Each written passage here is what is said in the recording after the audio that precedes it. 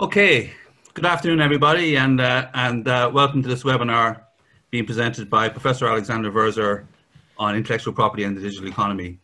We're really pleased and honoured to welcome Professor Wurzer here to NovaUCD, at least virtually anyway.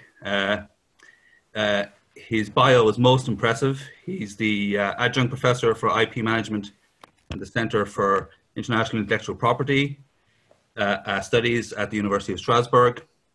He's chairman of a number of European committees around quality in IP management and patent valuations.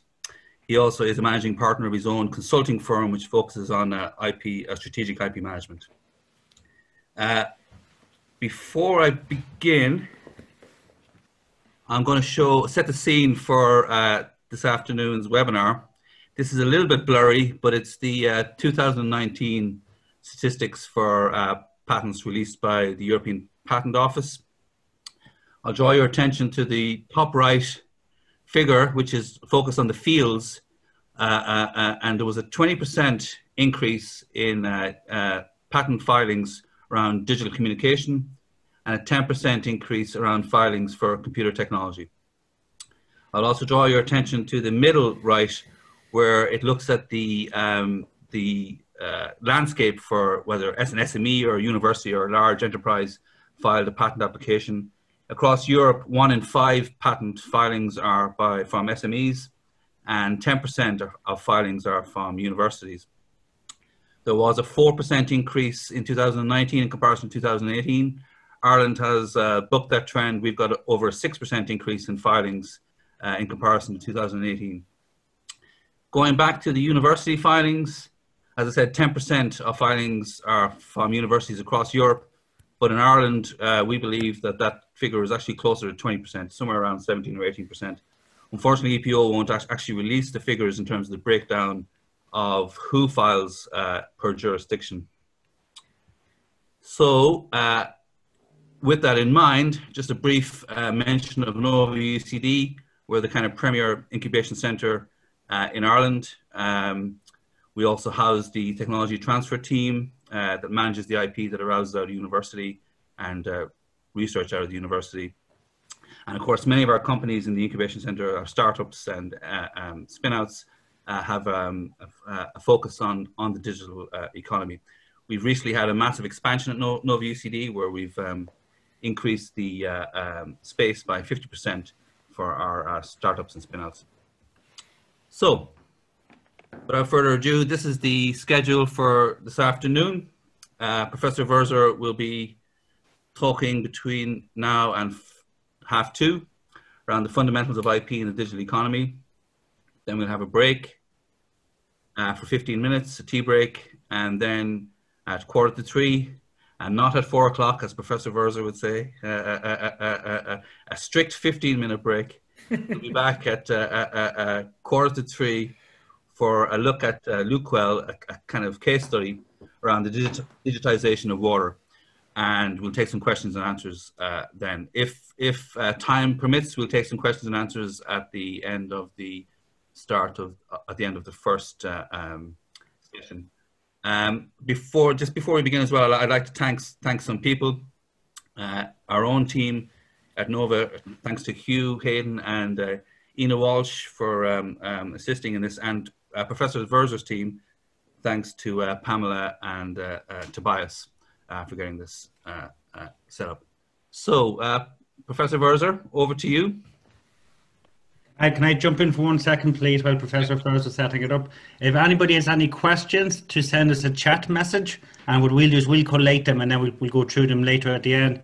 And just for everybody here, we're going to be recording this seminar, and it'll be published online. Thank you. Okay, Professor Wurzer. Yes.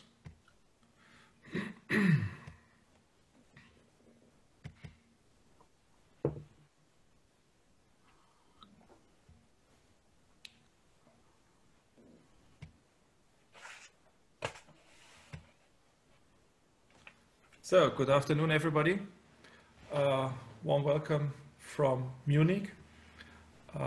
We had a little chat before we started, and yeah, To a certain extent, it's a pity that I cannot be in Ireland right now, in Dublin. On the other hand, it gives us the opportunity to share this knowledge on such a broad platform, and that makes the things maybe even better than compared to a real seminar, which typically has the problem that you have to be in the same room at the same time. Okay, IP in the digital economy. Why should I say something about that? So for now 15 years, I'm professor at CEIPI, and CEIPI is the International Education Center for European Patent Attorney. So we are in 36 cities. We organize trainings. We are at the Excellence University in Strasbourg at the law faculty. We have more than 1,200 participants in trainings every year. And our administration board is the WIPO, EPO, and EU IPO. The issue is that we have a steep rising in digital patents. Okay, so patents which deal with anyhow digital technologies, and the growth is tremendous. More than 50% a year. We see the growth over 3 years. We have the growth rate, so it's the dominant effect at the EPO, and unfortunately, the classical industry countries don't really participate here. And so a lot of knowledge is necessary, awareness is necessary, which we try to spread out what's going on in digital era and digital technologies, and how can companies participate from them and benefit especially from that.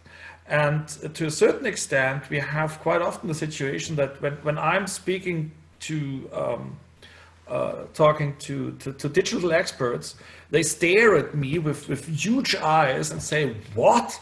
You can patent that? I can't believe. I have heard that software can't be patented." And maybe this one sentence, this software as such cannot be patented, is the worst sentence ever in patent history, because so many people out there don't understand what that really means. And for example, here some figures around blockchain patent applications at the PCT route, and especially with Jan Menier, the chief economist of the European Patent Office, we do a lot to spread out the knowledge that especially digital technologies should be patented, simply because the objects, the digital objects, are so relevant. And one thing what I'm doing is I'm running at least 2 programs. One is a master program in Strasbourg, and the other thing which I will present at the end of this seminar is a new distance learning program, because we found out that it is for many people extremely hard to come to Strasbourg. Not because of Strasbourg. There's wonderful food, delicious food, but it is difficult to simply to have the time to come to such an education program for a master. And so we developed this distance learning, which leads to a university diploma in IP management. We called it IP Business Administration, and it is fully distance, so you never have to touch French soil to get your diploma there. Okay, so what we developed over the last 15 years is a process, is an understanding of digital objects, use cases, customer journeys, ecosystems, platforms, apps, whatever, and process which helps companies to describe these objects in a way that they get patentability and freedom to operate. And we call that IP design, because we will come to that. But the biggest problem when it comes to, or the biggest challenge when it comes to digital objects is that people think that you just generate your software, you generate your use case, and then you go to the patent office or to the patent attorney and ask, can you patent that for me? And typically the answer will be no. That this is created in a way that it is not patentable. That's very simple. It's the same thing as you say, I program a software, and then after I did it, I say I want that it is portable, or that it is safe and secure, or whatever. That doesn't work. You really have to design the whole thing in a way that finally you have certain characteristics. And being free from third-party rights and being patentable is exactly such a characteristic. That's the story, and this has a lot of consequences. So first of all, IP design is about business models. It's thinking in business models, not in technology, not in code. It is about business models. We will come to that. It is customer-focused thinking. So when you design a meaningful use case, how will your customer benefit from it? Explain me that, and then we can look how we can patent it. And we don't start with technology. We don't start by thinking about patents. We start with business models. We come to customer thinking. And for that, we have to overcome this silo thinking. And silo thinking means there are the creative guys. They make something creative. They make their use case, their customer journey, their app, whatever. And then the others are the patent guys, and they just wrap around a patent around of our digital solution. That typically doesn't work, as I said. That leads to frustration because the digi guys say, hey, these patent guys can nothing. Yeah, they cannot help us. They cannot patent our solution. And the patent guys say, these digital guys, they always come with 20% inventions or something like that. We cannot patent that. There is not enough technical aspect in it or whatever.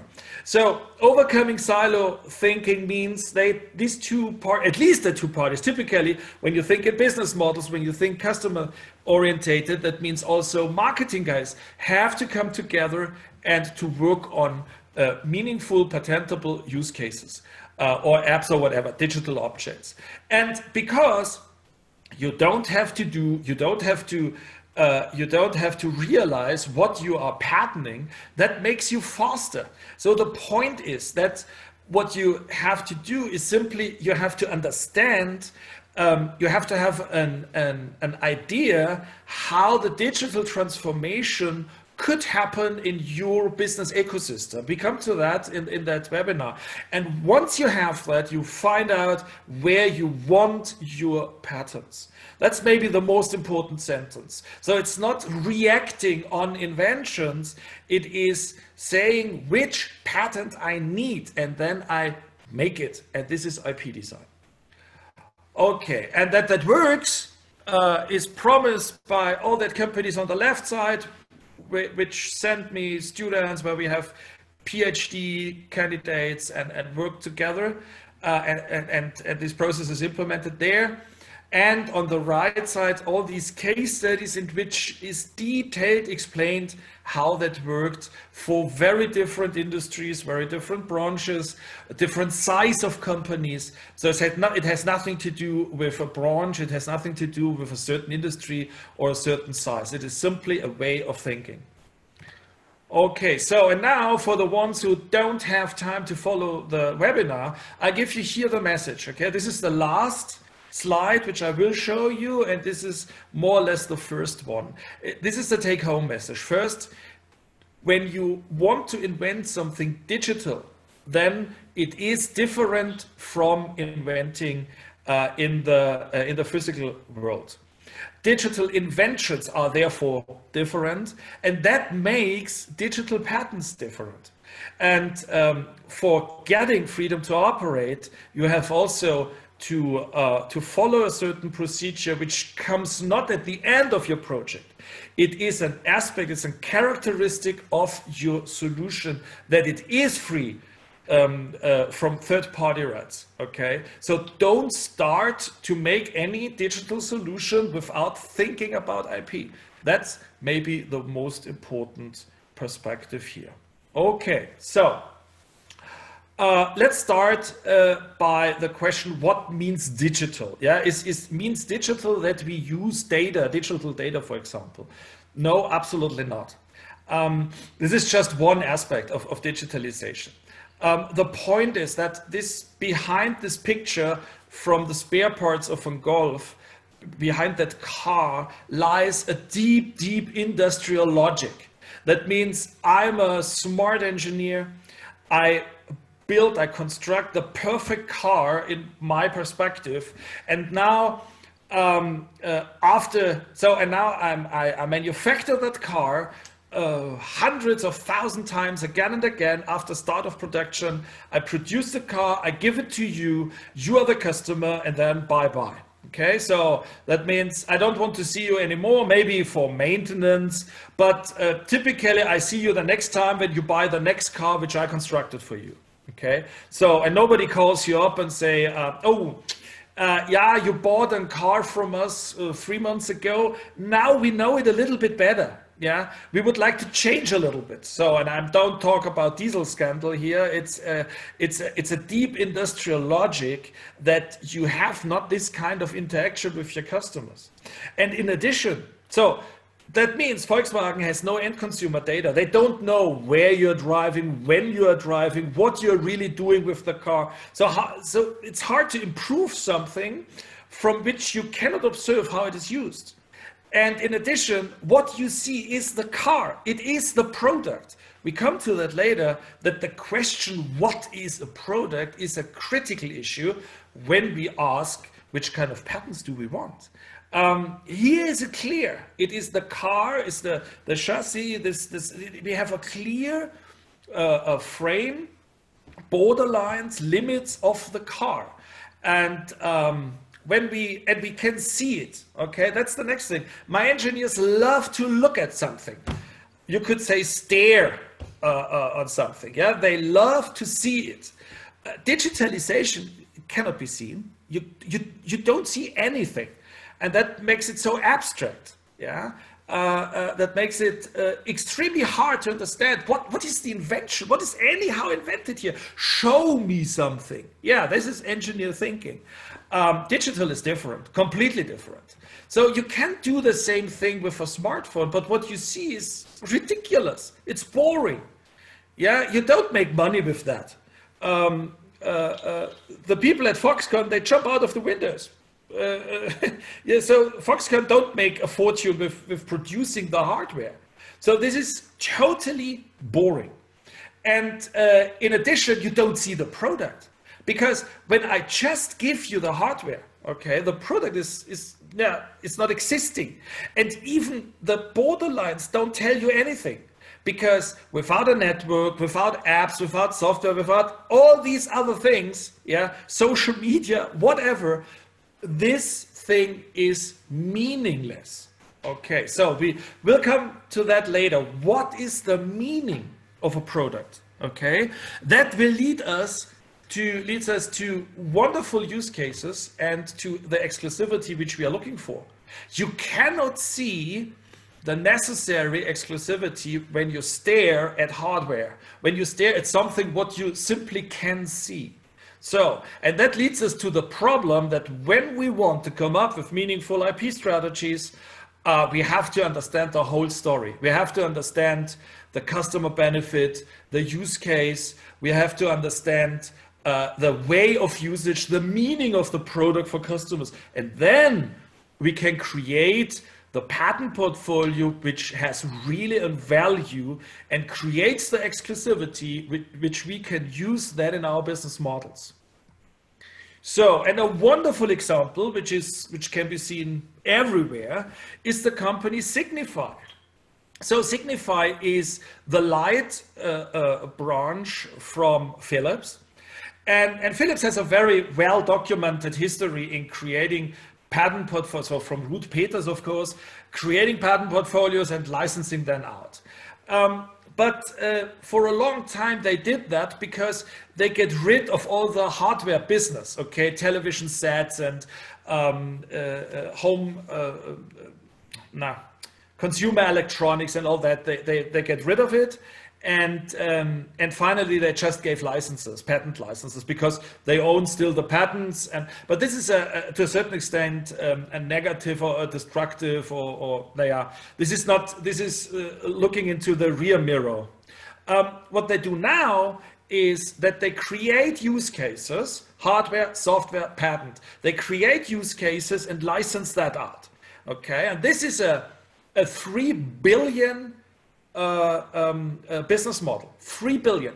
So Signify makes 6 billion, and just 3 billion is on licensing use cases to third parties. So, and what is a use case?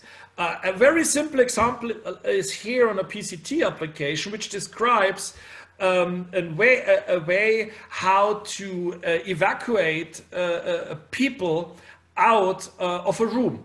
Okay, and they use the lighting system for the optimal evacuation in a certain situation.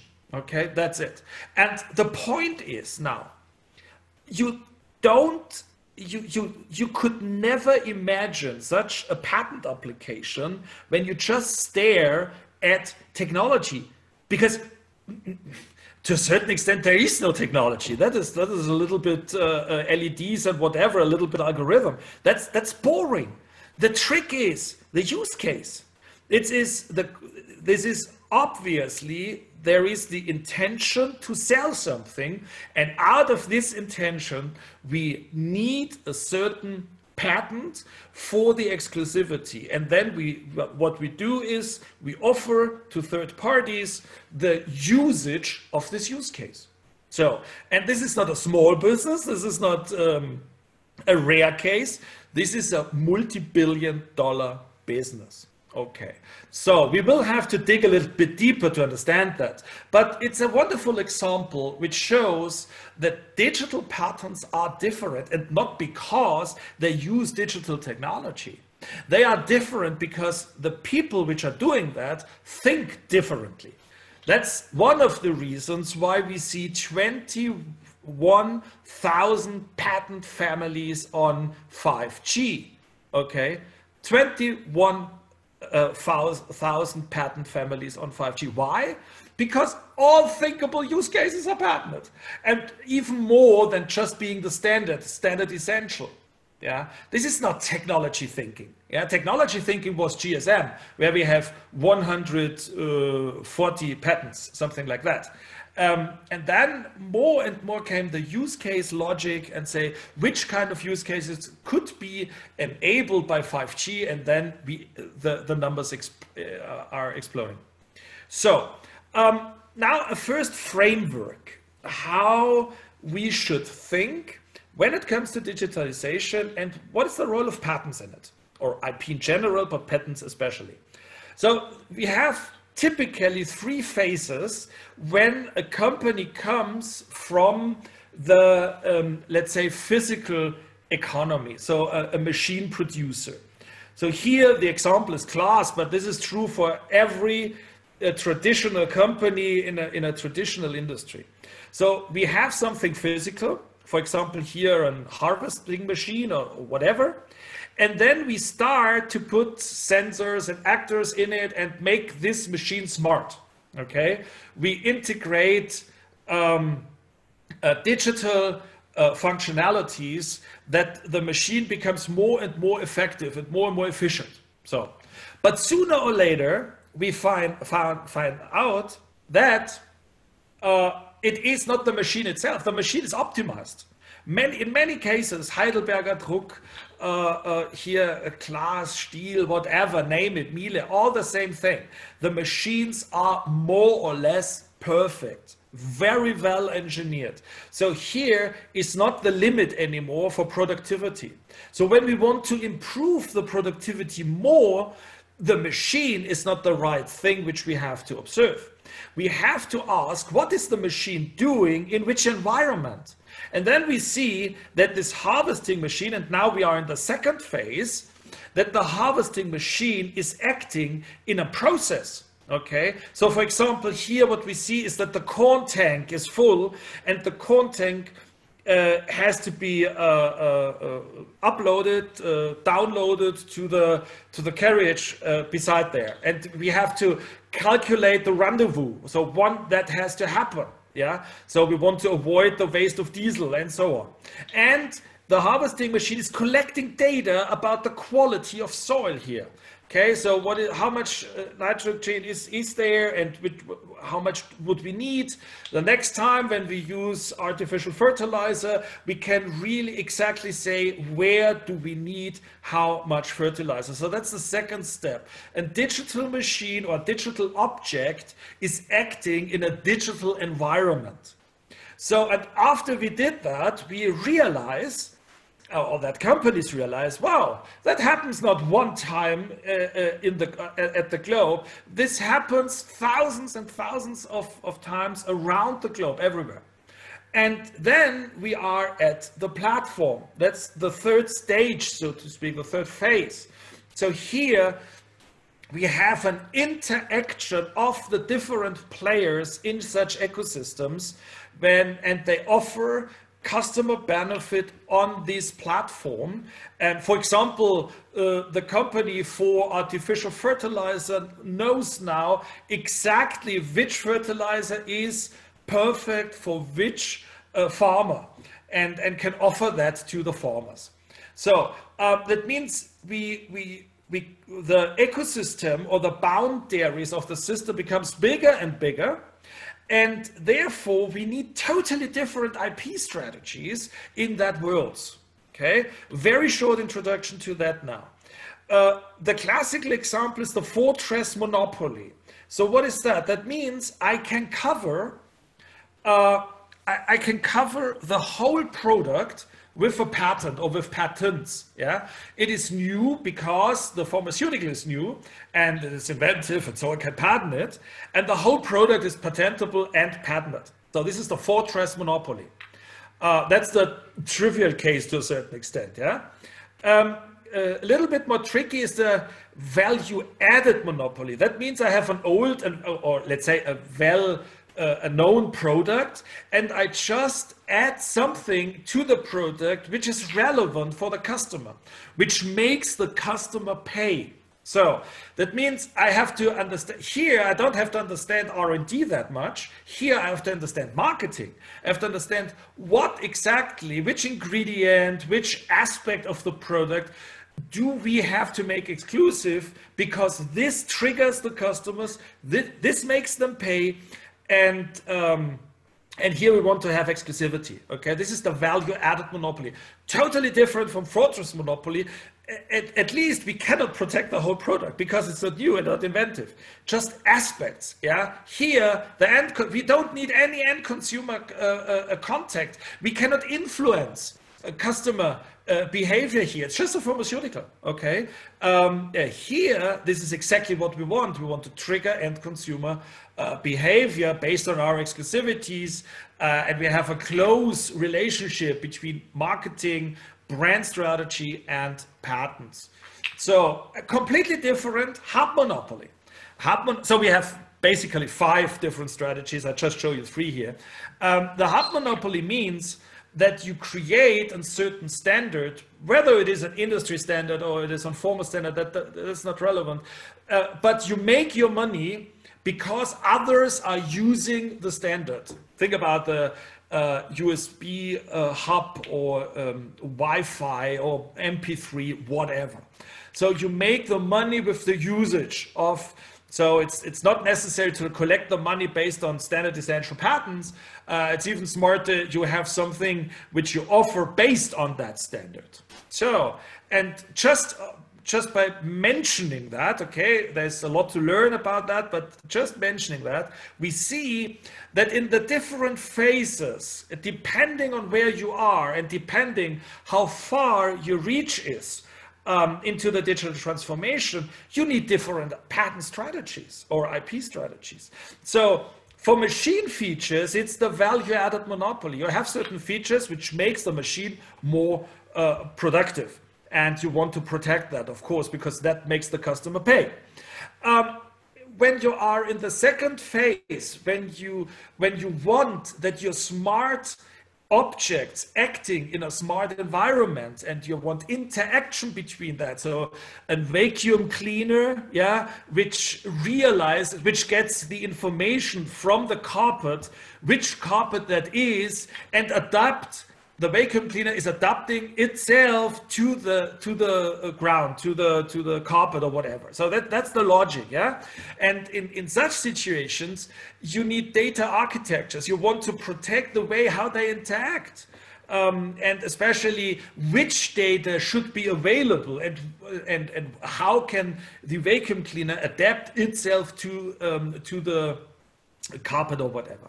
So this is here you need architectures and understanding the benefits, how you describe soil, how you describe which characters are important of a carpet that a vacuum cleaner can adapt to get the best solution. Okay, and finally, in an ecosystem, you need a hub monopoly. Okay, for standards.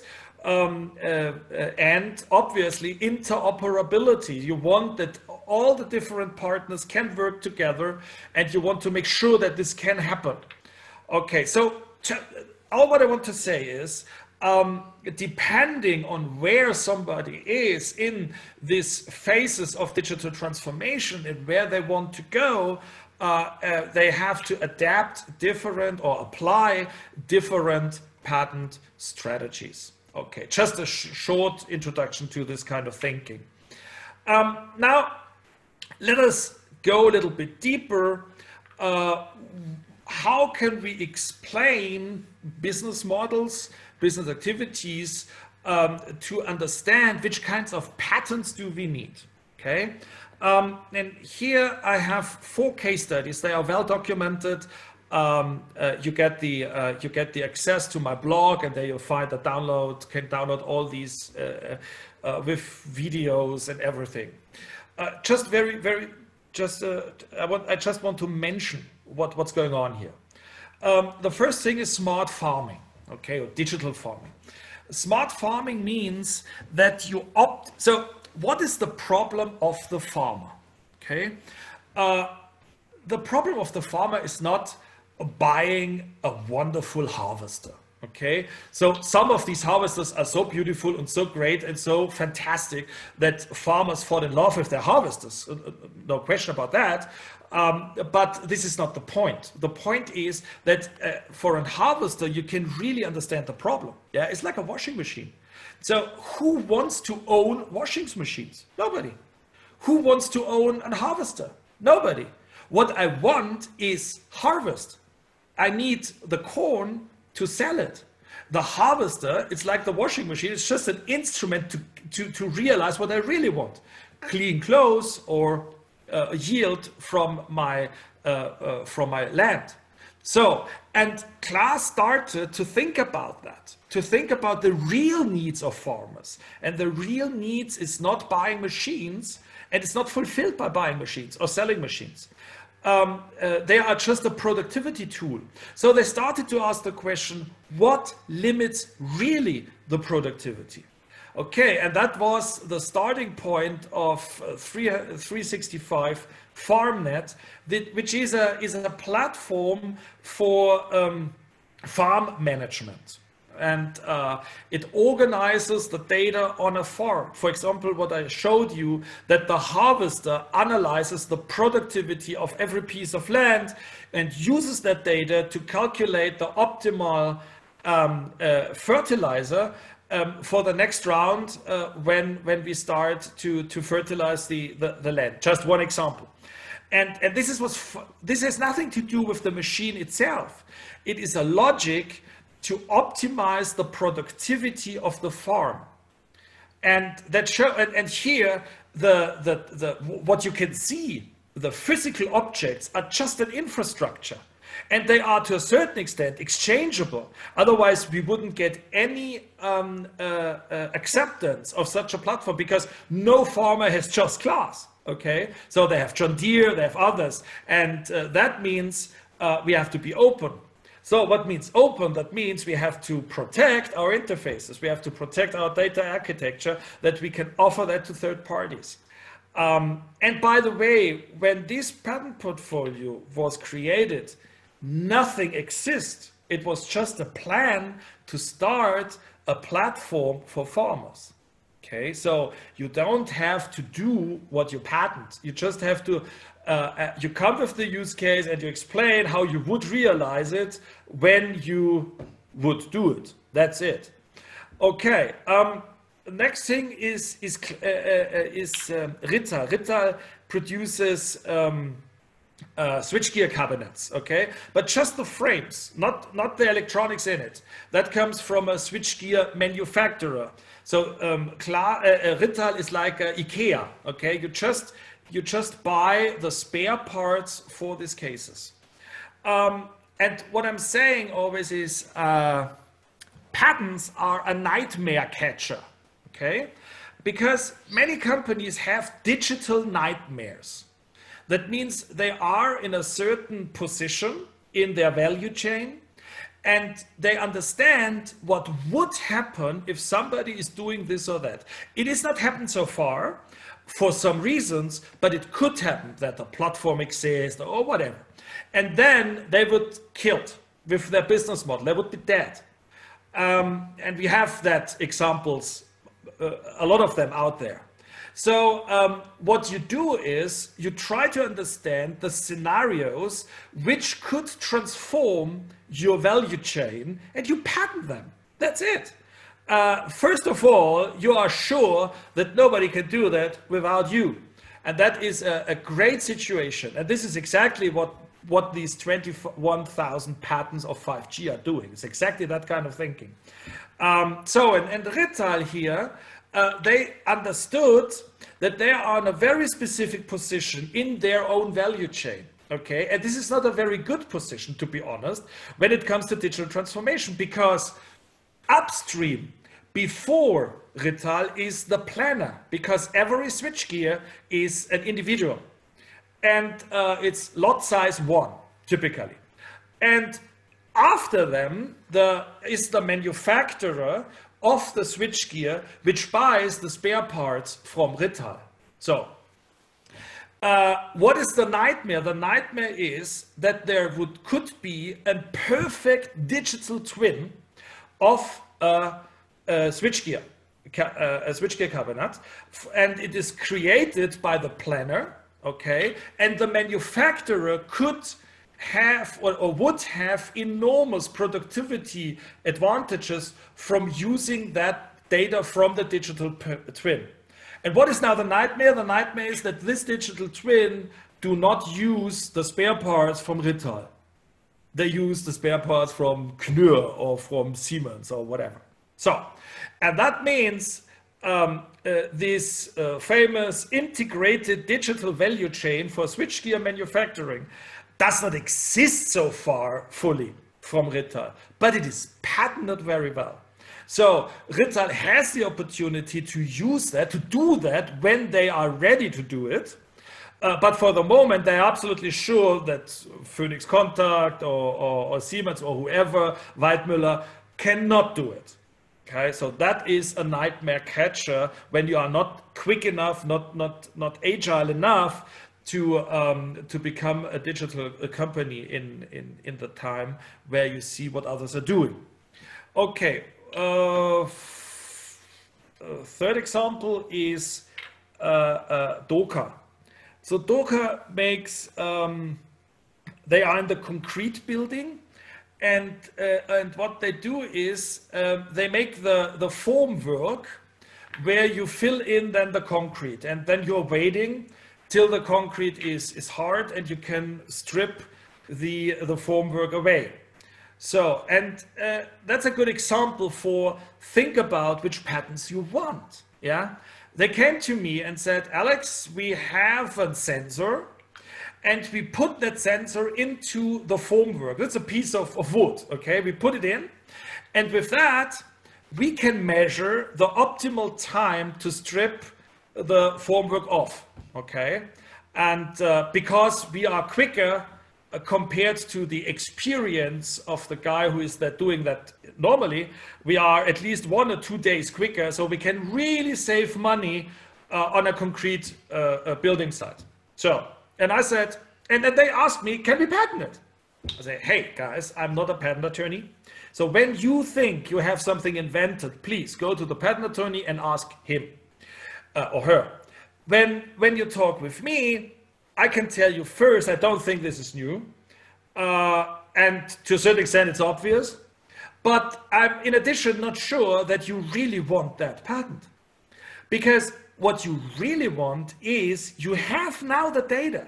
You have enormous, valuable data, and ask yourself which kind of use cases could happen with this data.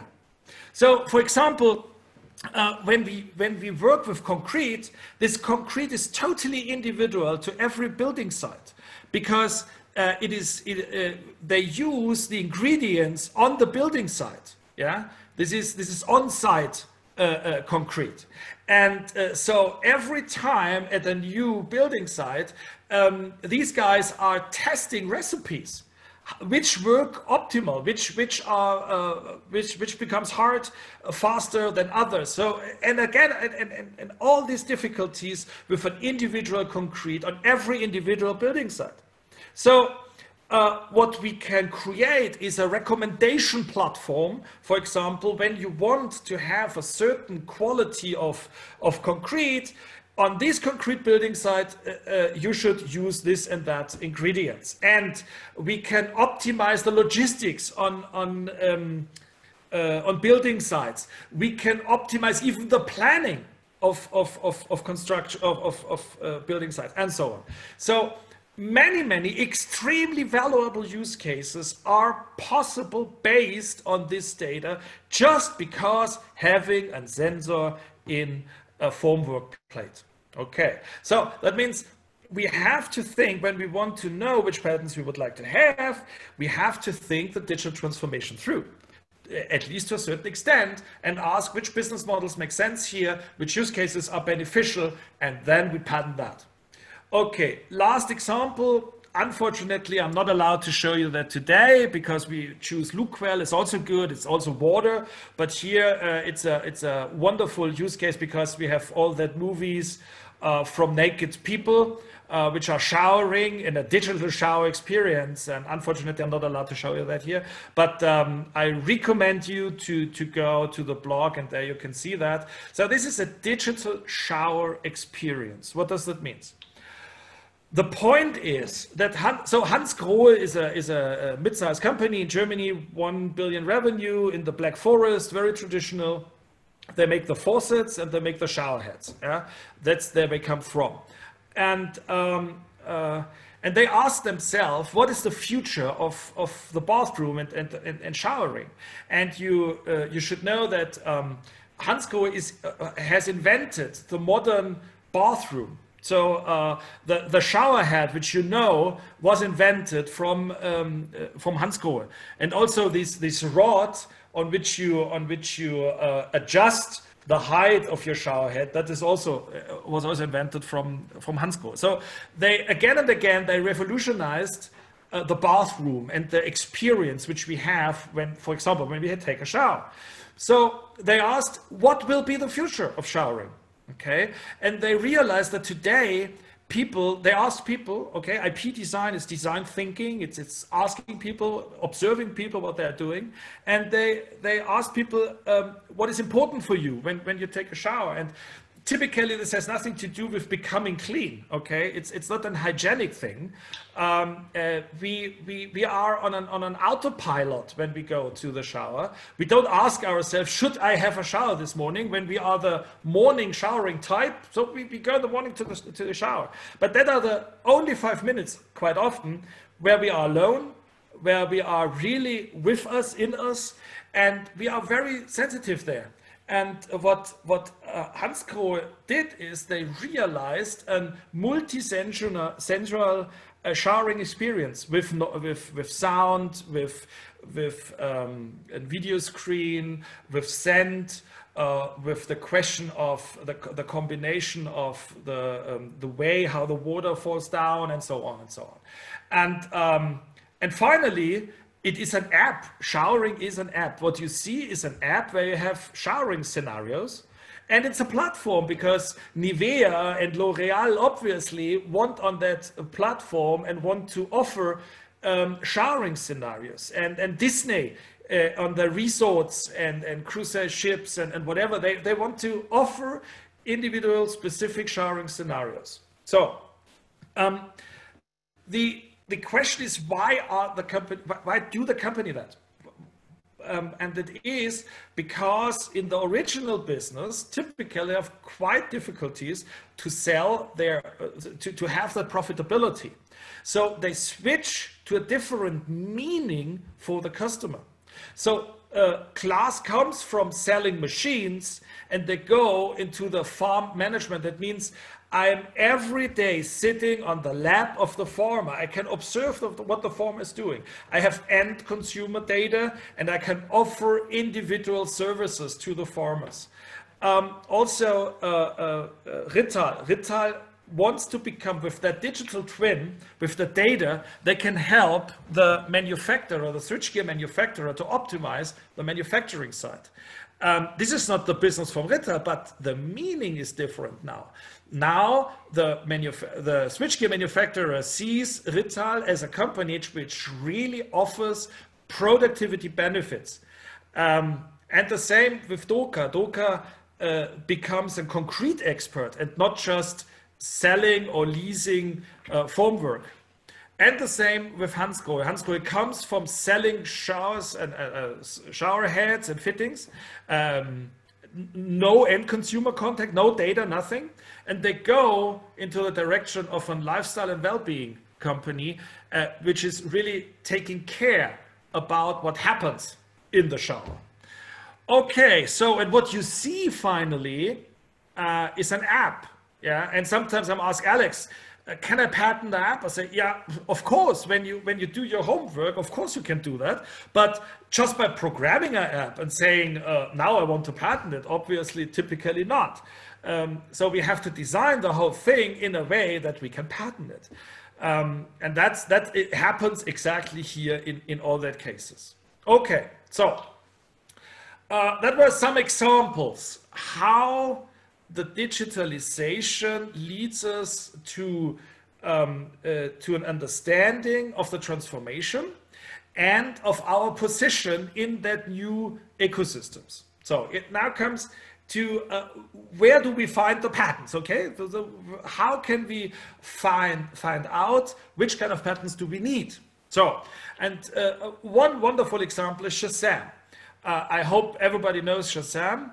It's a wonderful software. It's an app which has the most simple customer journey or user journey you can imagine, because all what you have to do is press the button. Okay, that's it, and then Shazam is listening to the music and telling you which sound which tune you are just right now hearing. That's it. And then you switch to the next platform. It's, for example, Spotify, and Spotify automatically downloads the song and you can listen to the song on your mobile phone. So, and when you think about that extremely simple user journey, you would think, or you might think, one or two patents, maybe, it's software. Fact is that we have a patent portfolio of more than 200 patents just for Spotify. Why? First of all, it isn't that simple. But what is important is we want exclusivity. So that means we have to avoid that third parties could offer the same customer benefit.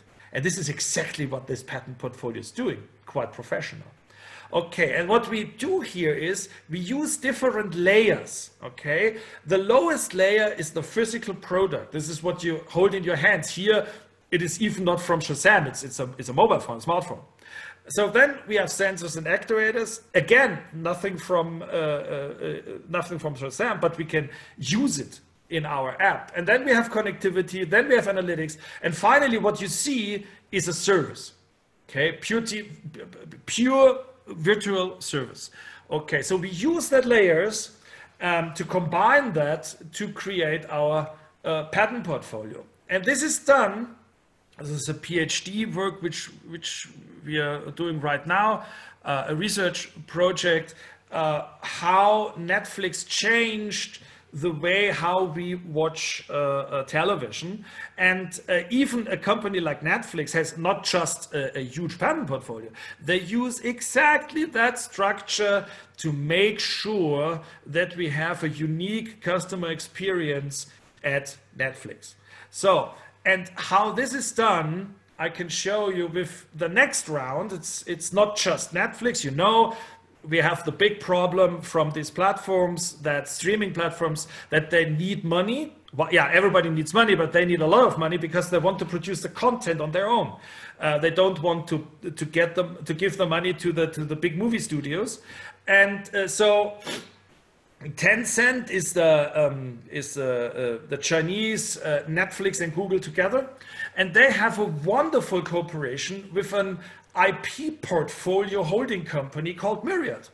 And Myriad is a company which uses AI and fully protected AI technology to manipulate pictures. So, and now the question is, where's the use case and where's the business model? And this is a very old business model. It is product placement. But in former times, product placement was done that James Bond is using an Aston Martin or is wearing an Omega wristwatch. But once it is in the movie, you cannot skip it out, and you cannot change it when you have a new product, for example. And you cannot change it when Stephen is watching the movie and Michael is watching the same movie, but Michael likes Coke and Stephen likes Pepsi. So I want to have the Pepsi in Stephen's and I want to have the Coke in Michael's movie. Okay, and this is what the artificial intelligence is doing. So, and we watch now the show reel from, remember, an IP portfolio company, okay, which is using AI to make product placement as individual as possible.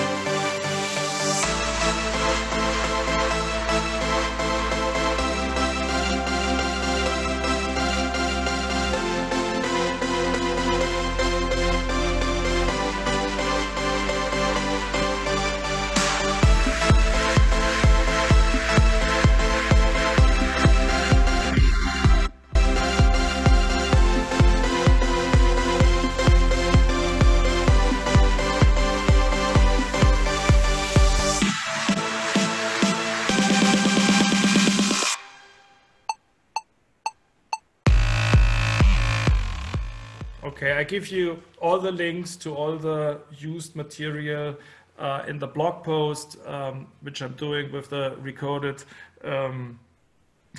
with this recorded session, just that you can see it again.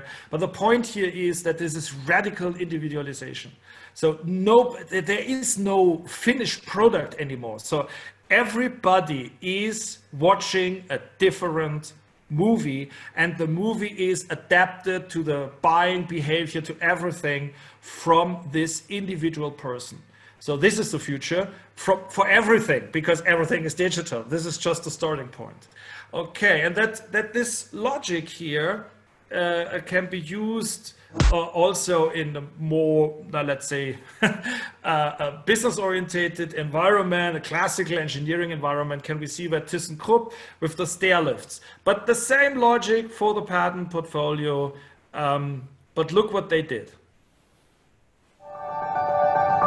ThyssenKrupp builds stair lifts, but staircases are all unique, and that makes it very hard to find one stair lift which fits all.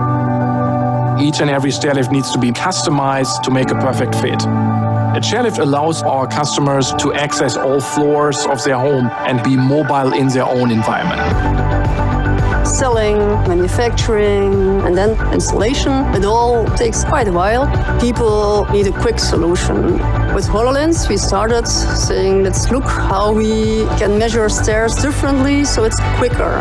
Microsoft HoloLens is a fully self-contained wearable holographic computer. It enables you to interact with your digital content and projects high-definition 3D holograms into the world all around you. Once we got the hand on the HoloLens, it was an eye-opener for us. You just put the HoloLens on and then you scan the staircase and then start to measure every step. HoloLens guides you through the process. But that was just the very beginning. We realized that the HoloLens is not just another methodology of measuring a staircase, but is actually performing digital data capturing to the cloud.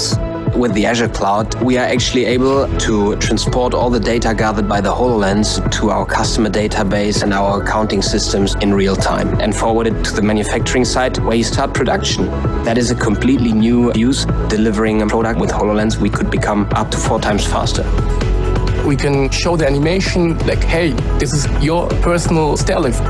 With the HoloLens, we can provide that solution faster, and it will actually make the customer's life better. We're getting more and more connected with each other, right? And the HoloLens will play a major role in this connectivity. There's plenty of potential, and whomever we discuss this with comes up with a new idea, and that's what's so great about it. With this partnership with Microsoft, ThyssenKrupp will transform homes to make life better. That is a game changer.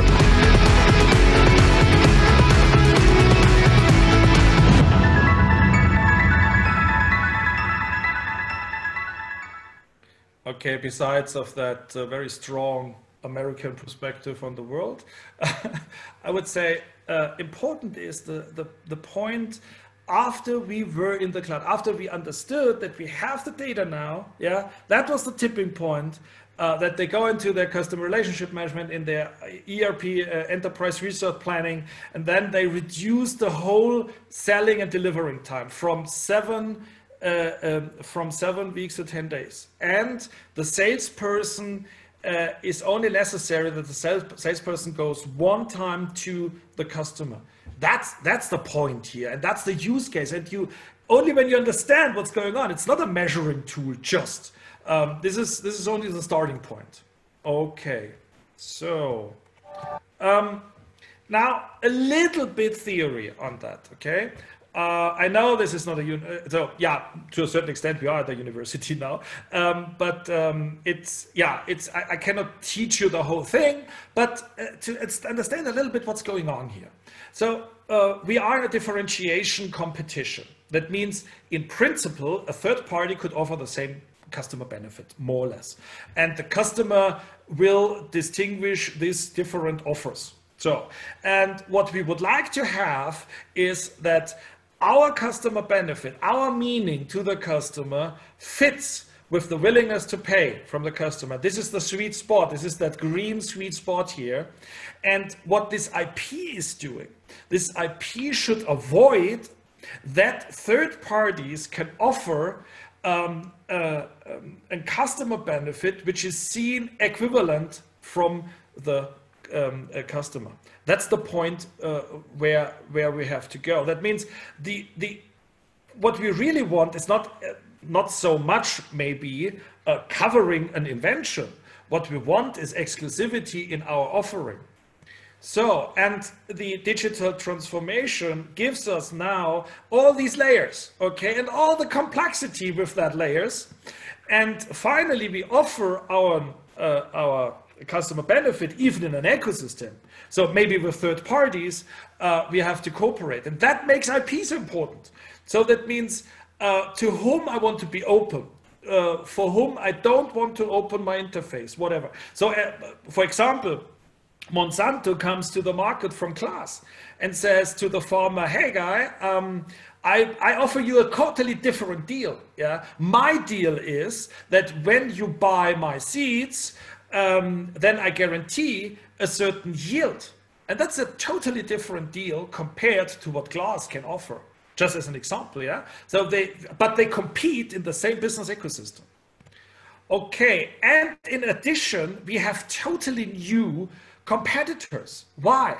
Because the traditional companies observing, watching this picture from down, from the lower level and look up to the digitalization, okay? They add up layer on layer and they are happy when after years of development, they are on the service level. The digital born companies, especially in the United States and Asia, they don't care about this lower level, this last mile of technology. They give a piece of shit on that. They don't care. They just describe, as you remember what I showed you from Philips, they describe use cases and they only describe as much technology as it is necessary to say, yes, we offer here a technical teaching, that's all. But what they really want is cover these use cases, and that means they come from totally totally different industries or environments or wherever. For the traditional companies, that is like a mushroom which pops up and you don't understand where it comes from.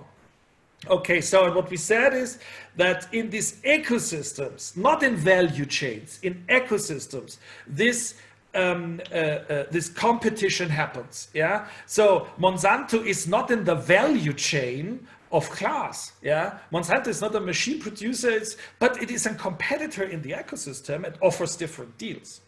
Okay, and that is, and we see that this patent wars in all that ecosystems, smart farming, smart production, building sites, smart home, wherever. Okay, and that is German. Sorry for that. So just that are ecosystem players. Okay, ecosystem players here in the ecosystem of agriculture. And here we have seed producer, we have a producer of machines, we have the farmer, and so on. So, and we have to solve this ecosystem to one point which we are interested in. And here, for example, it's the farmer.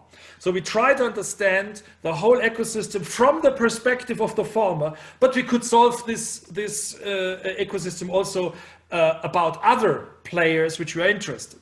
And we have a core value creation in the middle, that's the blue part, core value creation. We have additional value creation, and we have the supporting network around that. And these partners, they have interactions with each other, okay? At least they exchange data, they exchange money, and they exchange goods and services. And we have to understand that. How is this ecosystem constructed? In red, we have goods and services. In green, we have finance. In blue, we have information.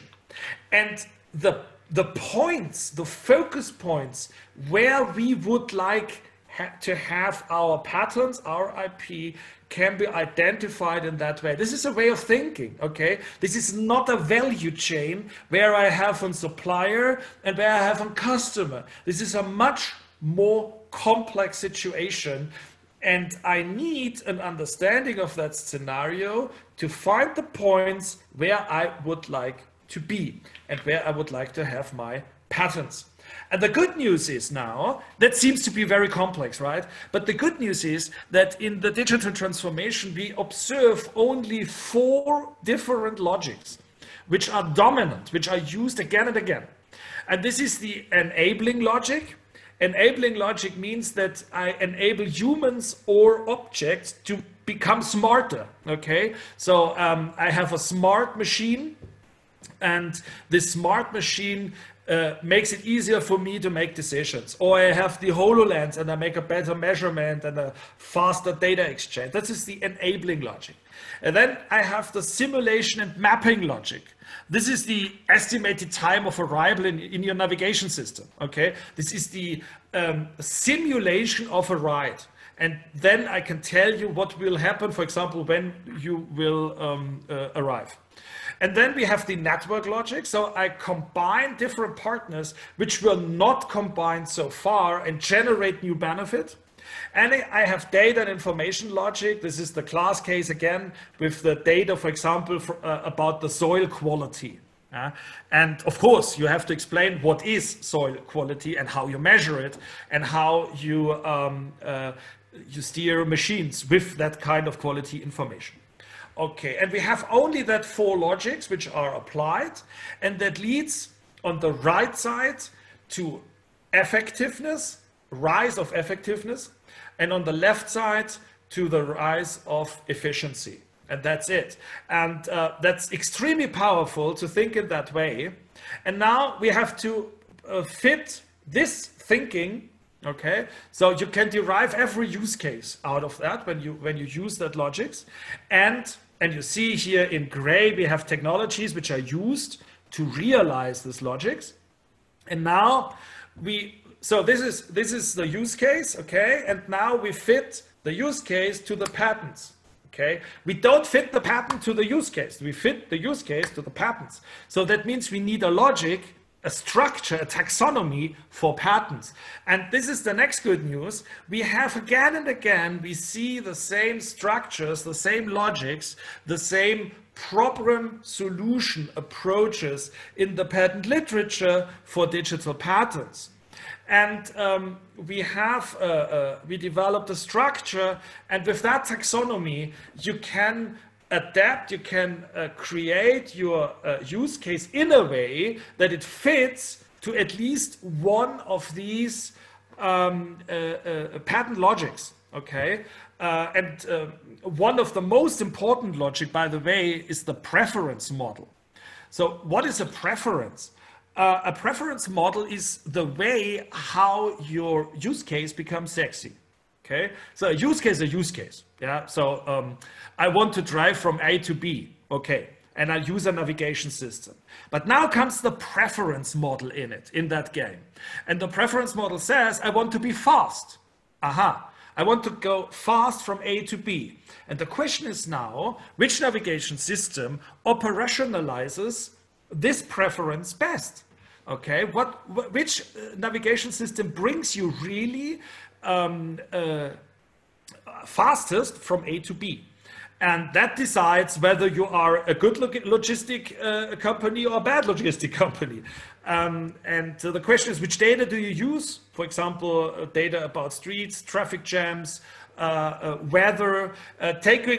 Do you take into account the current situation with building sites, roadblocks, whatever?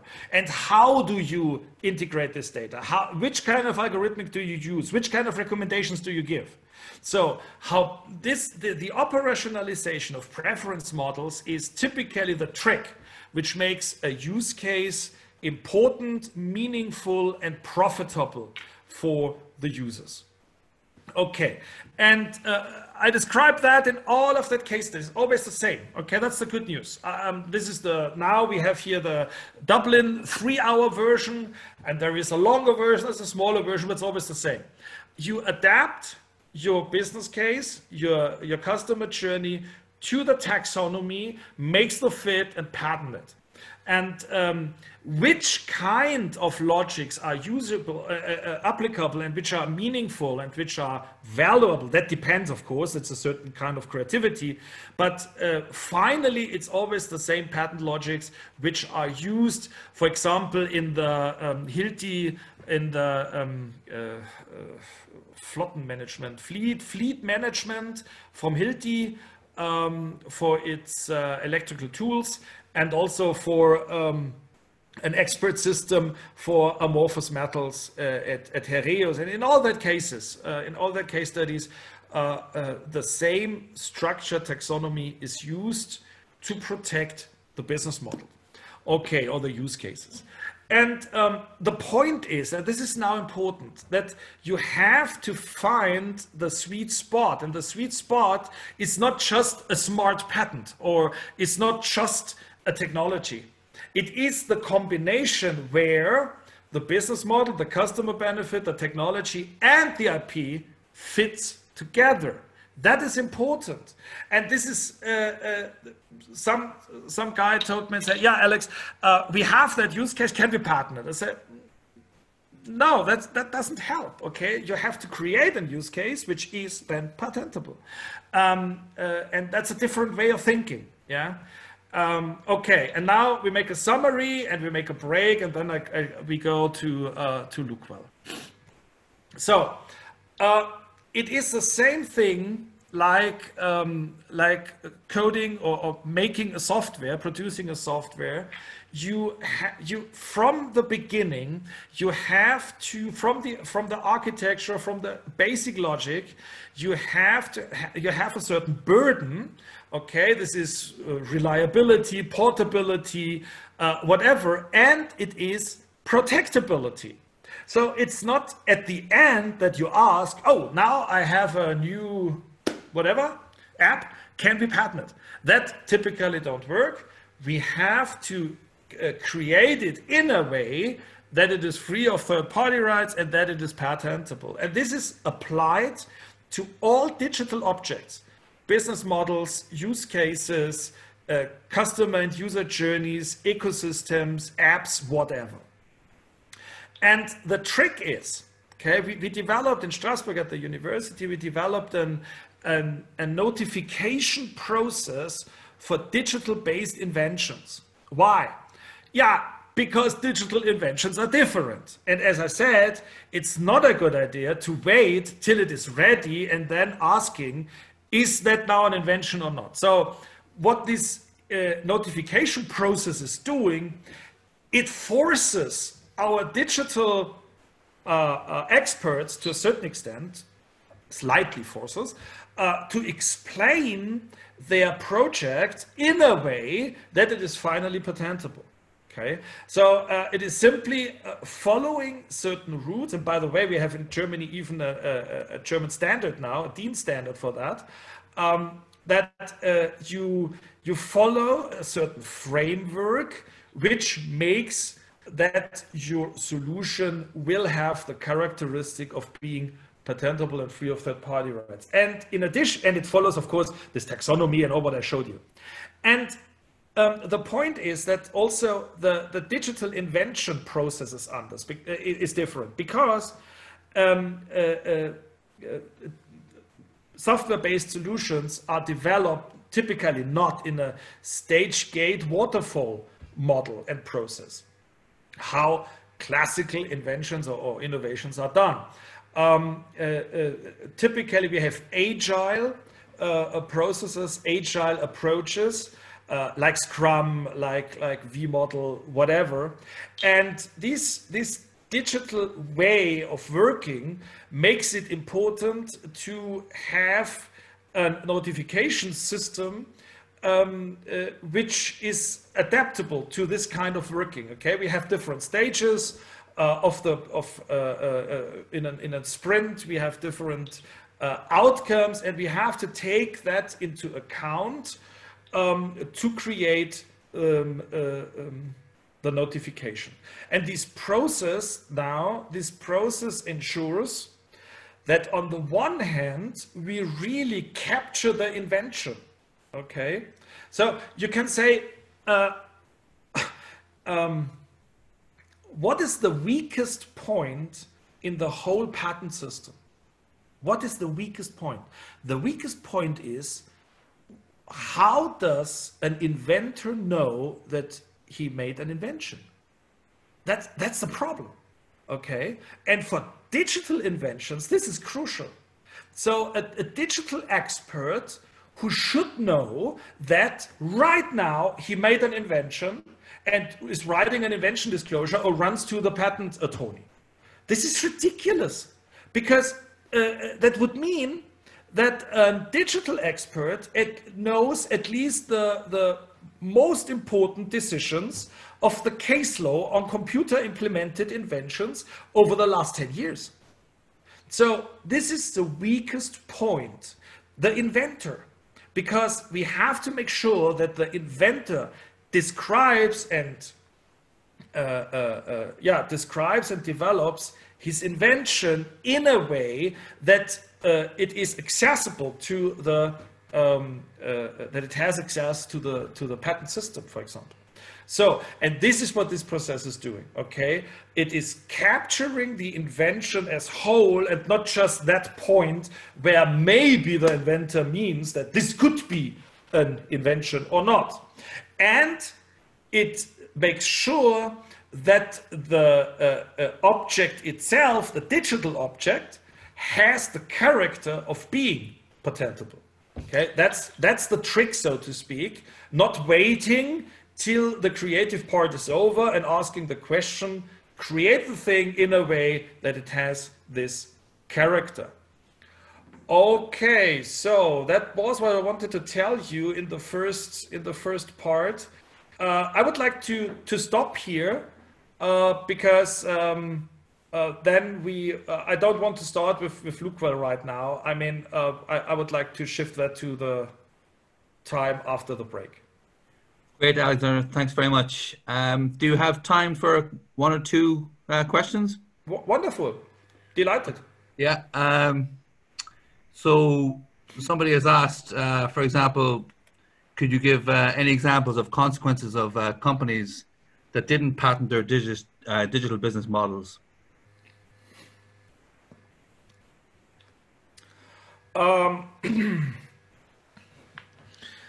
I can tell you what happened when you don't make your homework. A wonderful example is a decision some weeks ago from the regional court in Munich, where BlackBerry sued Facebook. And the consequence was that WhatsApp has to reprogram the app. Okay, yeah. One example. Another example is that right now, here in Munich, Nokia is suing Daimler and for using communication patterns within different use cases, for example, downloading new apps into a car and all of that things. And it is a court case as a big example what the automotive industry has to face. So a year ago, Volkswagen has to pay 1 billion, around 1 billion damage to Qualcomm, for example. And so this is all what we see. So for example, the German automotive industry has a huge problem that their cars become more and more a big smartphone, and they are absolutely not used to this kind of thinking and to the fact that there are thousands and thousands of patents out there which are dangerous for them to work in that field, to go into that direction. And another wonderful example is Thermomix from Vorwerk, where Vorwerk is a pretty much a product-oriented company, right? They really like this kitchen mixer and kitchen machine, and but the reason why the people are buying that machine is much more the ecosystem behind that, the recipes, the recipe journey. Because when I'm cooking, the first thing what I need is a recipe. And especially the people who work with the Thermomix, because the Thermomix is a machine and you have to interact with that machine. And that means you really have somebody to explain you what to do with it. And this recipe platform is one of the cornerstones, and unfortunately, it's not well protected, let's say it in that way. And we have to fight really to make this part exclusive. Yeah. Okay. I know somebody else has asked, I probably know the answer to it myself, but for university IP or patents, they're obviously quite early. And how would you protect, or how would you predict the business models? But I imagine your answer would be to get as much input as possible from commercial stakeholders in terms of kind of determining the business model. And it really goes to the heart of your seminar around being either focused on technology or focused on the actual product and business models or the ecosystem. I know that this is very, very hard for engineers to hear that, but I mean, maybe a two-folded answer. First, customers never buy technology. Nobody buys technology. Technology is good to do something with it. And patents, the valuable patents do not focus on the technology per se. They focus on the question what can be done with it. And this is the cornerstone of the whole logic. And to a certain extent, a technology transfer office, for example, should make up the mind in exactly that direction. So what could be done with it, and are we sure that we protected this? Because, by the way, why should a company buy a patent? That's a good question. To a certain extent, they can do what they want, and finally I have to sue them, blah, blah, blah. But typically they try to bypass your technological solution. And remember to that sensor, when you patent a sensor in that formwork, you can bypass that relatively easy. You just put sensors into the concrete, okay? So lost sensors, and you bypass the sensor in the formwork, and that's it. But when you come from the use case, yeah, determining the optimized stripping time or optimizing logistics on a construction or whatever, when you come from the use case, then a third party has really a problem. And for example, right now you can make a retrieval on that. IBM is suing Airbnb. Okay, they negotiated 7 years, and Airbnb says we don't infringe. Okay, and IBM says you do. And what is that? This is a patent which describes the individualization of advertisements on a platform. And it is, by the way, it's from 1988. Okay, it's still in force. American patent law, it's still in force. And now Airbnb want to make an IPO. And now IBM says, okay, we stop that, we sue you now. And obviously, I have never touched that patent. I don't know what exactly in it, but it is definitely not written for the internet. Okay, from 1988, definitely not. It is written for, I don't know, ARPANET or whatever, some platform, and that is exactly how we have to write a patent when we want to have this kind of commercial success with it. Okay, I mean, there's another question, but I think it's kind of along the same lines. It's just, what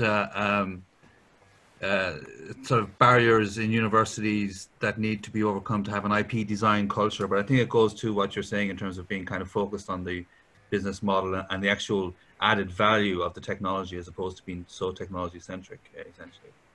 Yeah.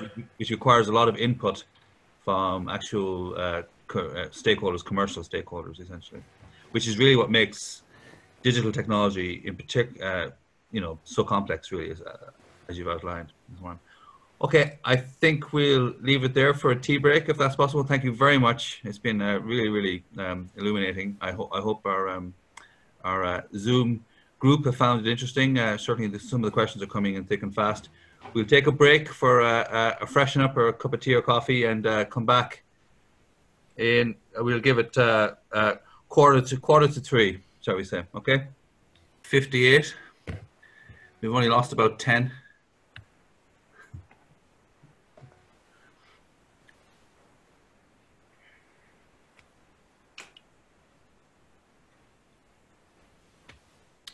okay? Okay. Yep.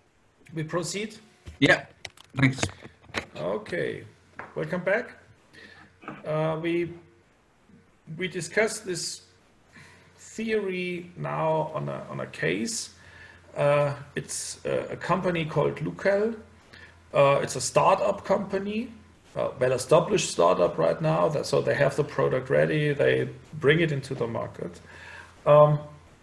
But I like LUQEL extremely because, I mean, I like all my case studies, but LUQEL really used this understanding that the product means something, and they want to change a meaning.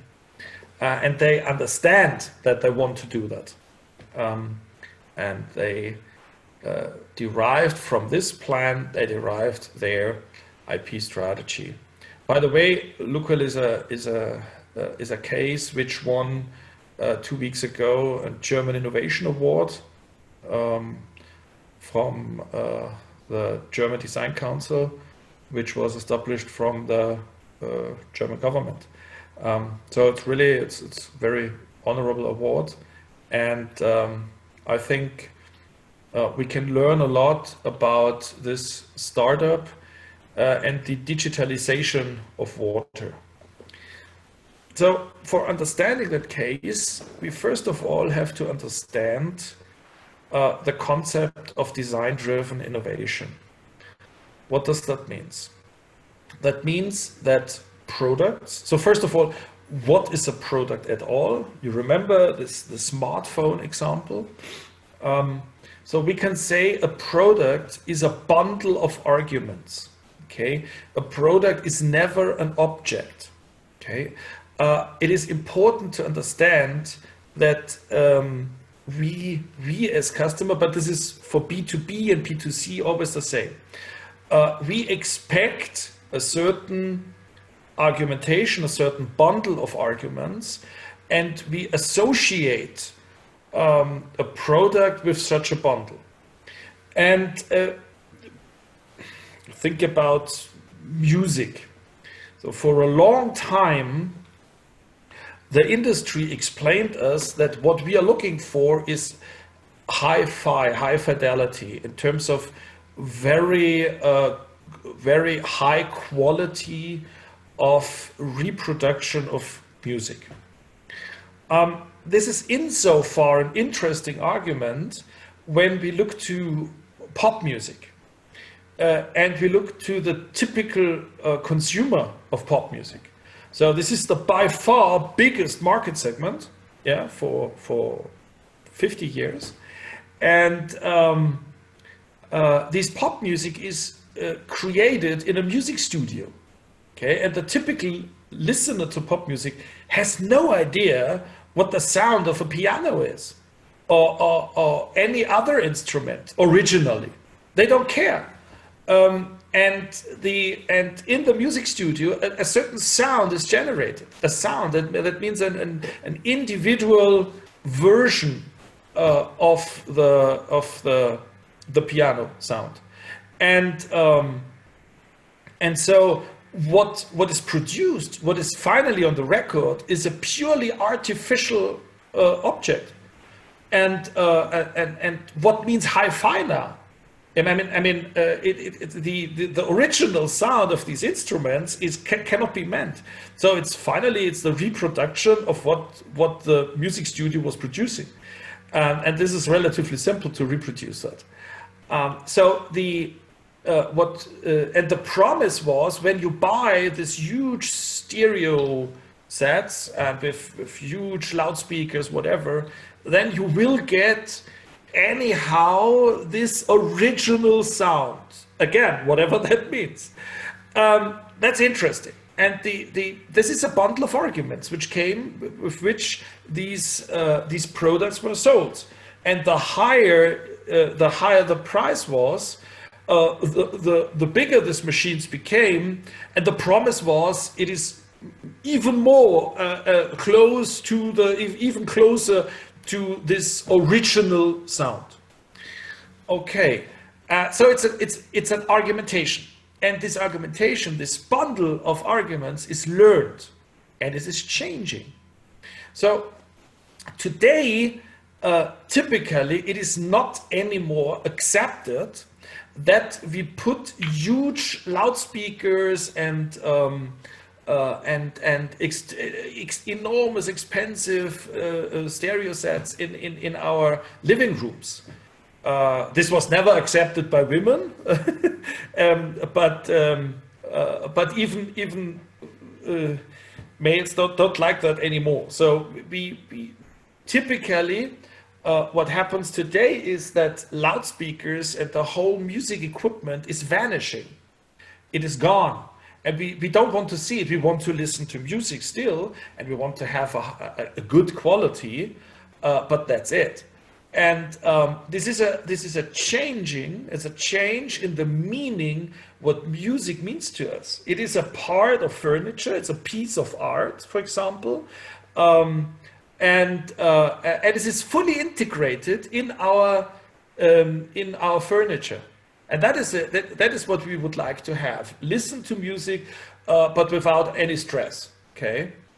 So what the change is that from concentration on the music itself for listening to whatever Beethoven, Wagner, or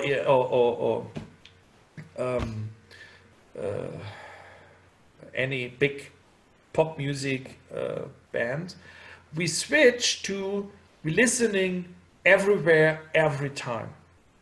And today we have AirPods, and that makes it very easy to fulfill that promise. But this is a totally different promise. It is a different bundle of arguments. And for innovation, we need a change for both, for the arguments how I offer something, and for the acceptance of the customers, and both have to fit together.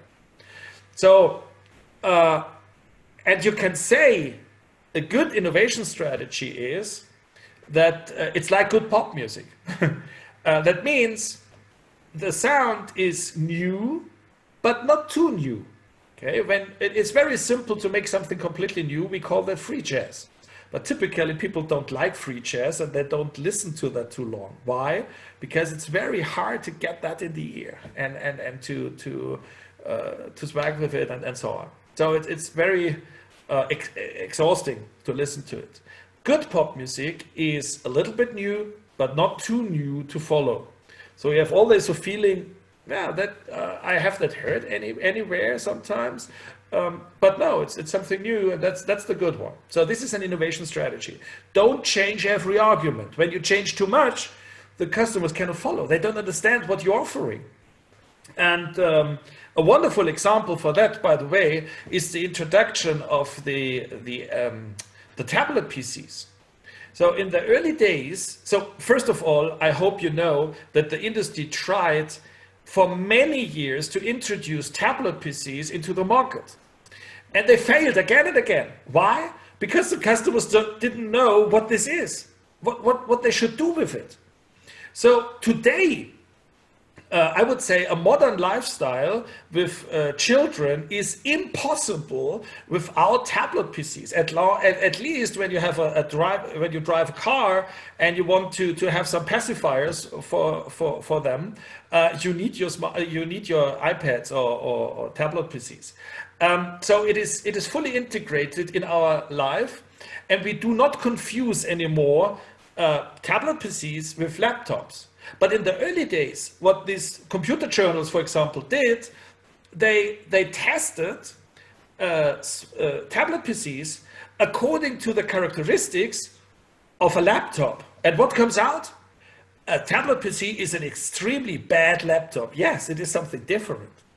But it comes with a different bundle of arguments, and the customers have to learn what that arguments are, and once they fit, and we call that the dominant design theory from Utterbach, but once that fits the new product, the new product type or whatever is created, and then we have a certain expectation a bundle of arguments, and that fits, and then we can start to the mass market with it.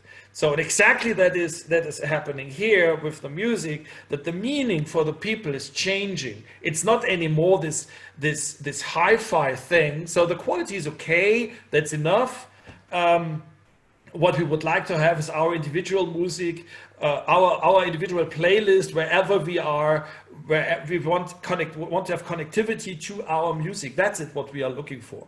And that's a totally different bundle of arguments compared to that here. And I can tell you, behind me is a wall full of CDs, compact discs. I guess nearly 10,000. My 12-year-old boy, he's staring at this wall and asks me, for what? So it makes no sense for him to own music. For what? Why?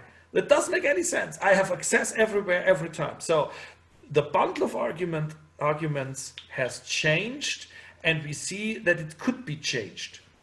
Okay, so, and this has nothing to do with music, okay? This is an ongoing process, and it is just the speed of the change increases with the digitalization, that we change our life, and this happens also in B2B and how processes are done. So we have also fashions, management fashions, fad in the B2B business, and we change exactly the same way. We change the way how we describe business in processes, how we for example, 5 years ago, when you went to think about business models, that was undoable. Yeah, that was unserious.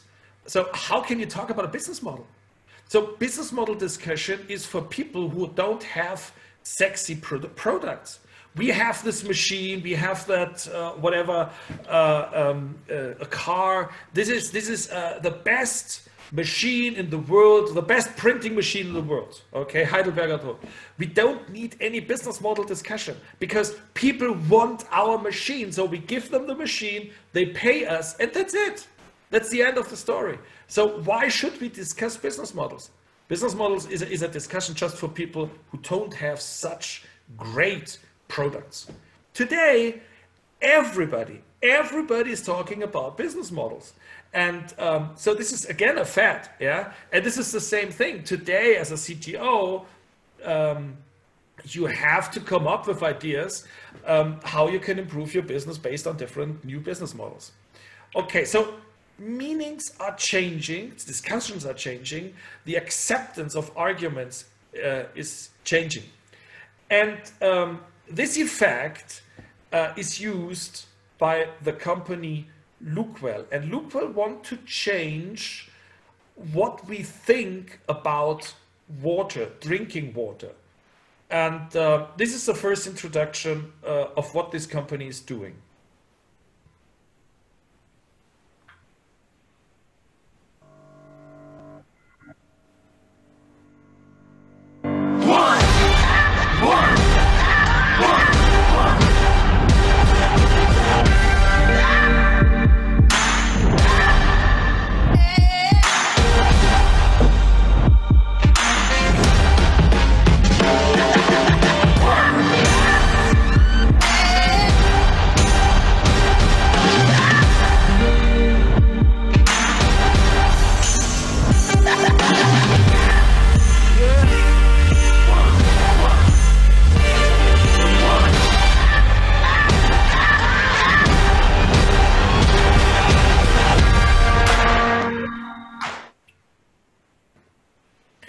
Okay, water is an app. So first of all, what is water for us today?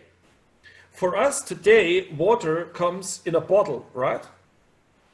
Here in a glass bottle, but quite often here in a glass bottle, quite often in a plastic bottle. So water, mineral water, is an invention of an industry, of course. So 30 years, 40 years ago, nobody ever used bottled water. That was a tiny market. Today, it became a huge market. And tap water is not really the thing which smart people in well-being people accepting. So what we use water, mineral water, to distinguish ourselves. So we have very expensive water which is transported over hundreds, thousands of kilometers in heavy glass bottles or in not so heavy plastic bottles from Nestlé, for example.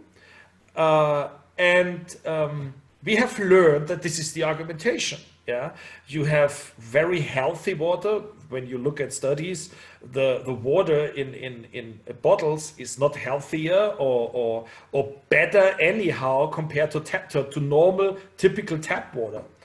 But then we get a discussion of microplastics, and people start to be afraid of microplastic, for example, in tap water, but also in water from plastic bottles. Okay. Then we get a CO2 discussion, and people started to ask questions. So why should I drink San Pellegrino, which has to be transported over a huge logistic distance with a huge CO2 footprint? For what? It's not better, it's not different from other water, basically, when you go down to the chemistry. So we have more and more discussions, and the acceptance of the argumentation from industry is changing. Okay, so this is the cornerstone of LUQEL. LUQEL says, you remember what I said to this movie from Tencent and Myriad. I said this is radical individualization. Or this is a radical individualization is what the digital transformation promises us. So when let us assume we have a machine which makes it possible that we have our individual water. The question is, what is that exactly? But we could create our water. And we could create it, adapt it to our taste, adapt it to our lifestyle. So we would need different water after 1 hour of cycling or exercises in the gym, compared to a water which we would like to drink according to a certain red wine. So obviously, it could make sense to have different water. So in good restaurants, in some crazy restaurants, you get a menu card with dozens of waters. And because the taste is definitely different, that could make sense. So the individualization of water means that we take the water which fits to a certain situation and to us. And this is the idea of LUQEL. LUQEL says water is not equal to water, and we come with a new suggestion. That's what I'm talking about. Wait! Okay, now, from the beginning.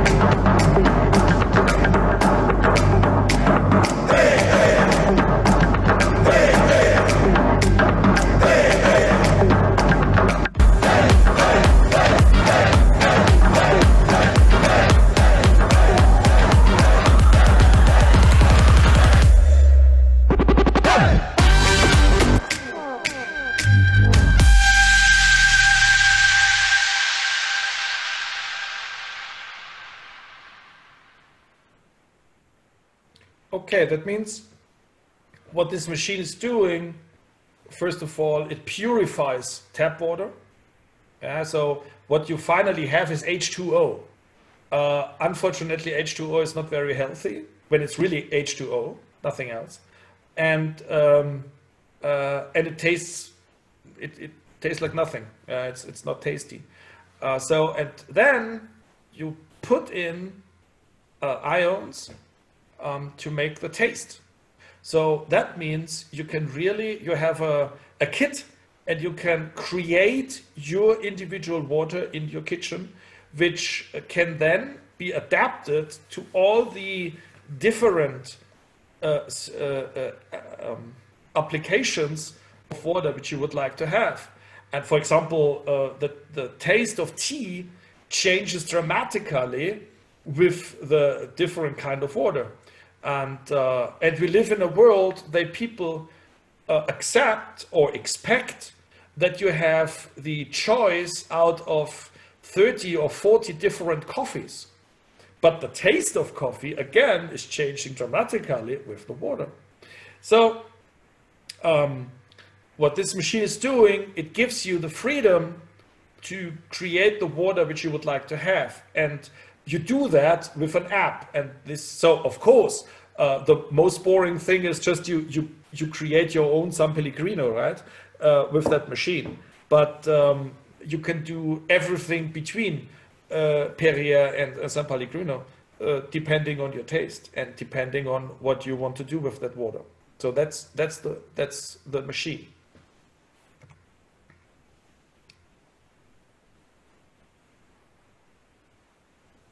Was, wenn sich Vollkommenheit in einem Tropfen Wasser verberge?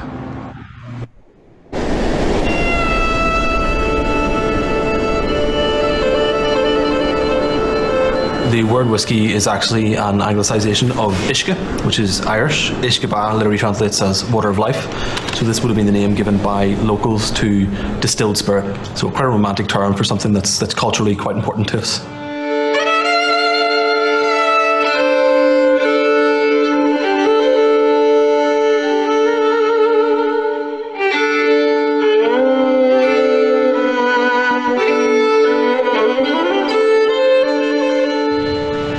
Water really is the key to opening up quite a few whiskies. There are certain whiskies which I say are fine without water, but for some whiskies, adding a few drops of water can actually open it up slightly and bring out some more of the aromas that you might not have previously detected. And so much of whiskey is about the aroma. The taste is obviously crucial. You really only have sweet, sour, salty, bitter, and umami, whereas you've got about 400 olfactory senses. So this is really what you're going to get out. And the sense of smell is so closely linked to your memory that whiskey, when you smell it, can invoke very strong emotions. It might take you back to like a childhood memory or to a happy moment or whatever it might be. I think that's one of the really interesting and exciting things about whiskey.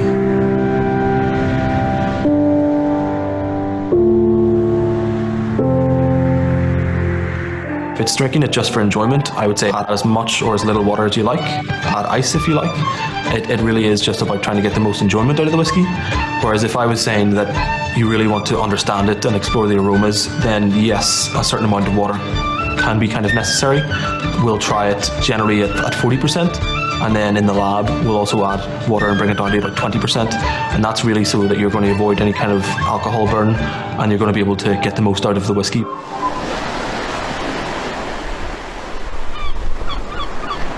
I think whiskey and water have a very close relationship, whether it's adding water to the whiskey or using water to make the whiskey. I also think that whiskey should always be served alongside a glass of water, especially if you're having multiple whiskies. You know, if you're tasting different whiskies, you're going to want to keep your palate clean. So having water between is crucial for that. And also I think just because you're drinking a spirit, which is quite strong in alcohol, it's nice to have water there to keep you hydrated. Realistically, again, you just want to use water that's low minerality, something that won't interfere with the flavours and the aromas of the whiskey.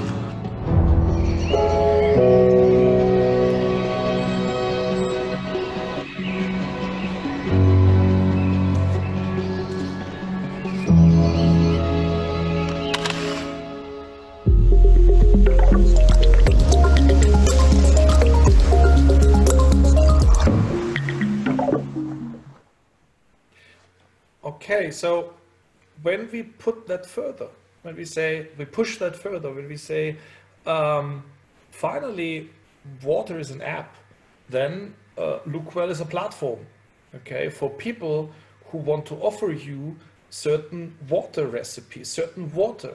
So a sommelier could give you recommendations for, so you buy a bottle of wine, for example, an expensive red wine, and there is a QR code, for example, on the label of that wine, and then with that QR code you get the perfect water which accompanies this wine.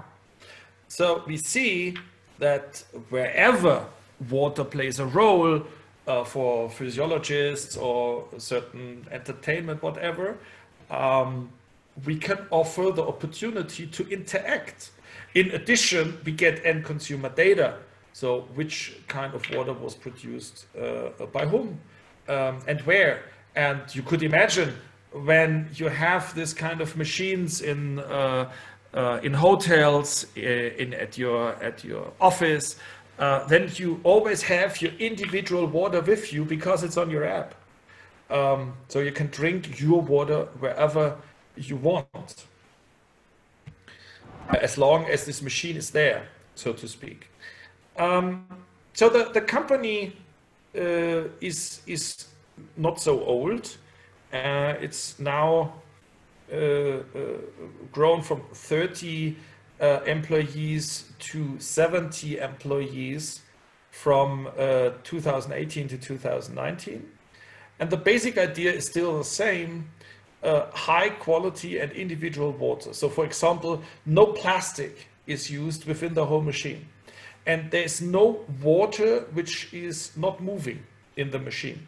For example, to avoid the classical problem of these coffee making machines that you get fungus and these things in it. Okay, and the full power of that thought comes when we understand the ecosystem which is developed. Yes, we have an app, of course. The app can be used as the human-machine interface, which is always with you, which can exchange data, for example, about your any wearable which you already have, with which you measure your physical status. So then I know that when it's hot out there, you will sweat more, and I can optimize your hydration with a different water. Or I can exchange data with your Outlook, and I know that you are now in a 3 hours extremely boring webinar, and I can give you water which makes you waking up for and awake for such an enormous stressful situation. And we have a bottle. So this bottle is your individual bottle, and it measures how much you drink. And that means we know the intake of ions, and we can analyze the need compared to what you're doing, compared to the environment, and we can recommend a certain water which is good for your health. And we have this machine which creates the water which is necessary. So this is a full ecosystem, and it is a totally different argumentation what water means for you, what water is doing for you. And maybe you know the discussion or the fad around functional food.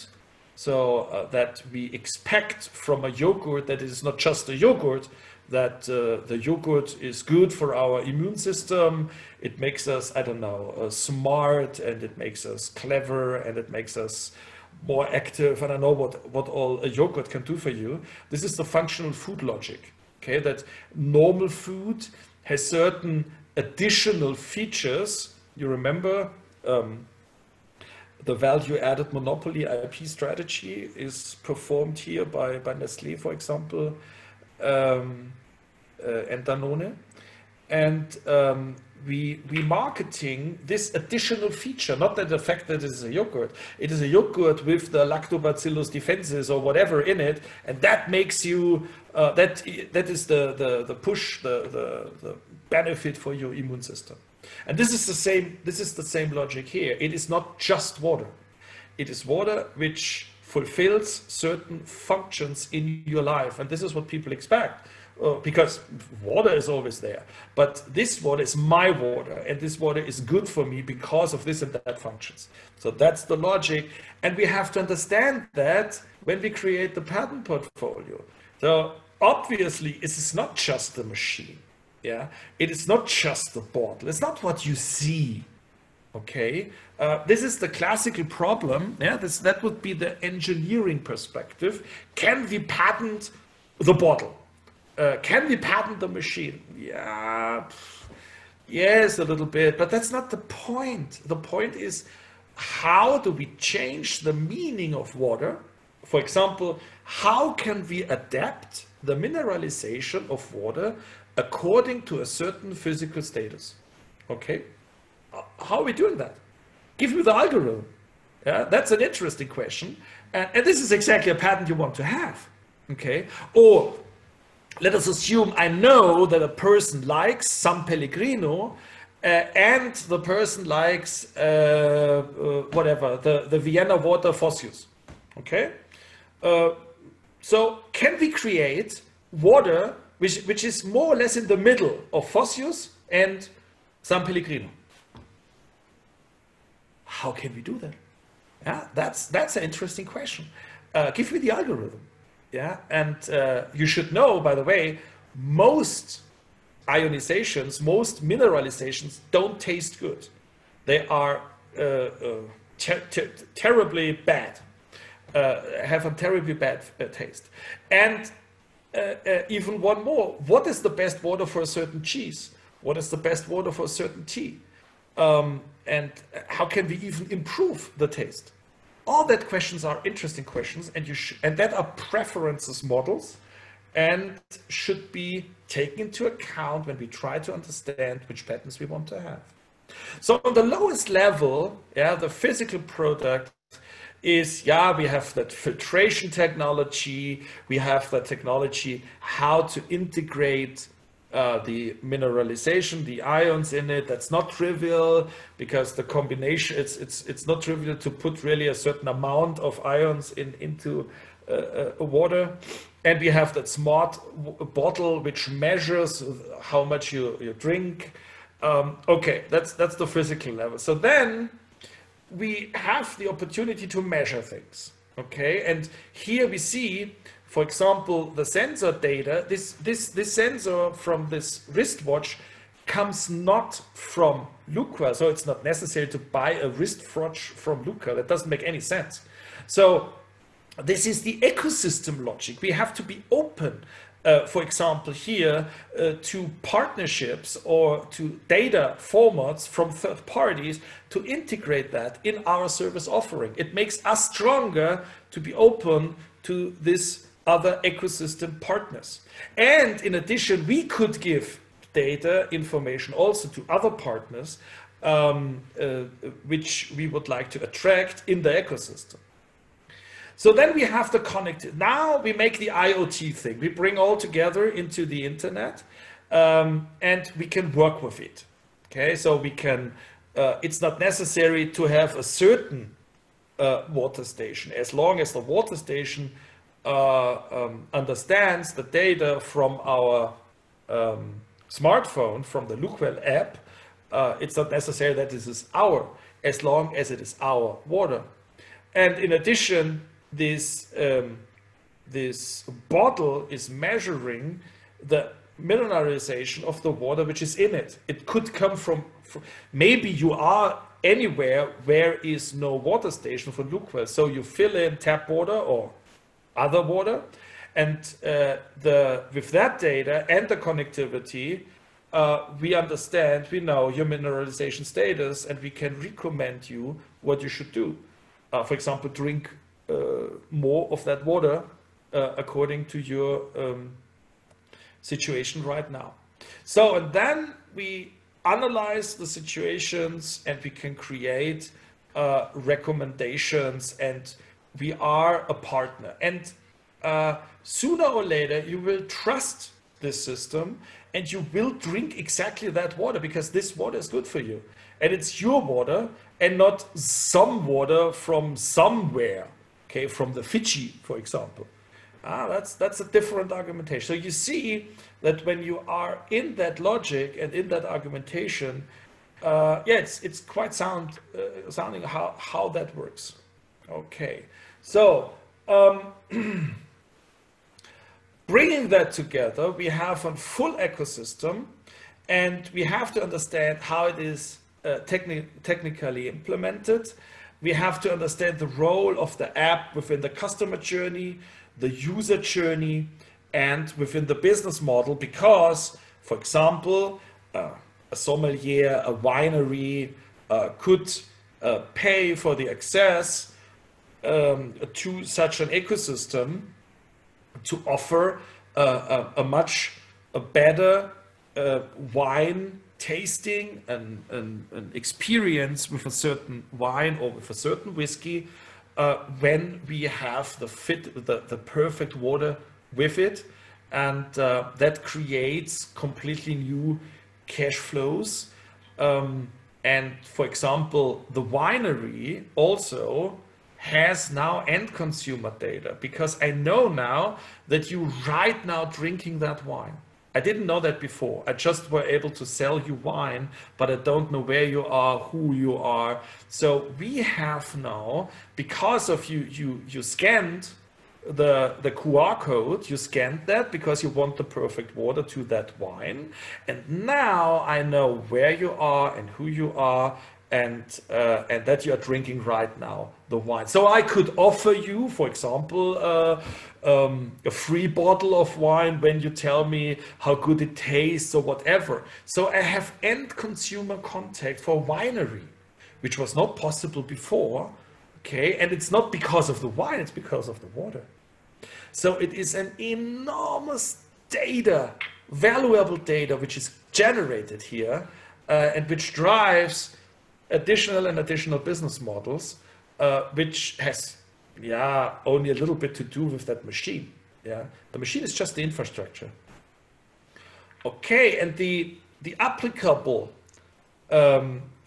because it's so big, okay, it's much bigger when you imagine, and the first time when you just see the machine and the filtration mechanism. So you have a filter, wonderful. Yes, you have H2O, wonderful.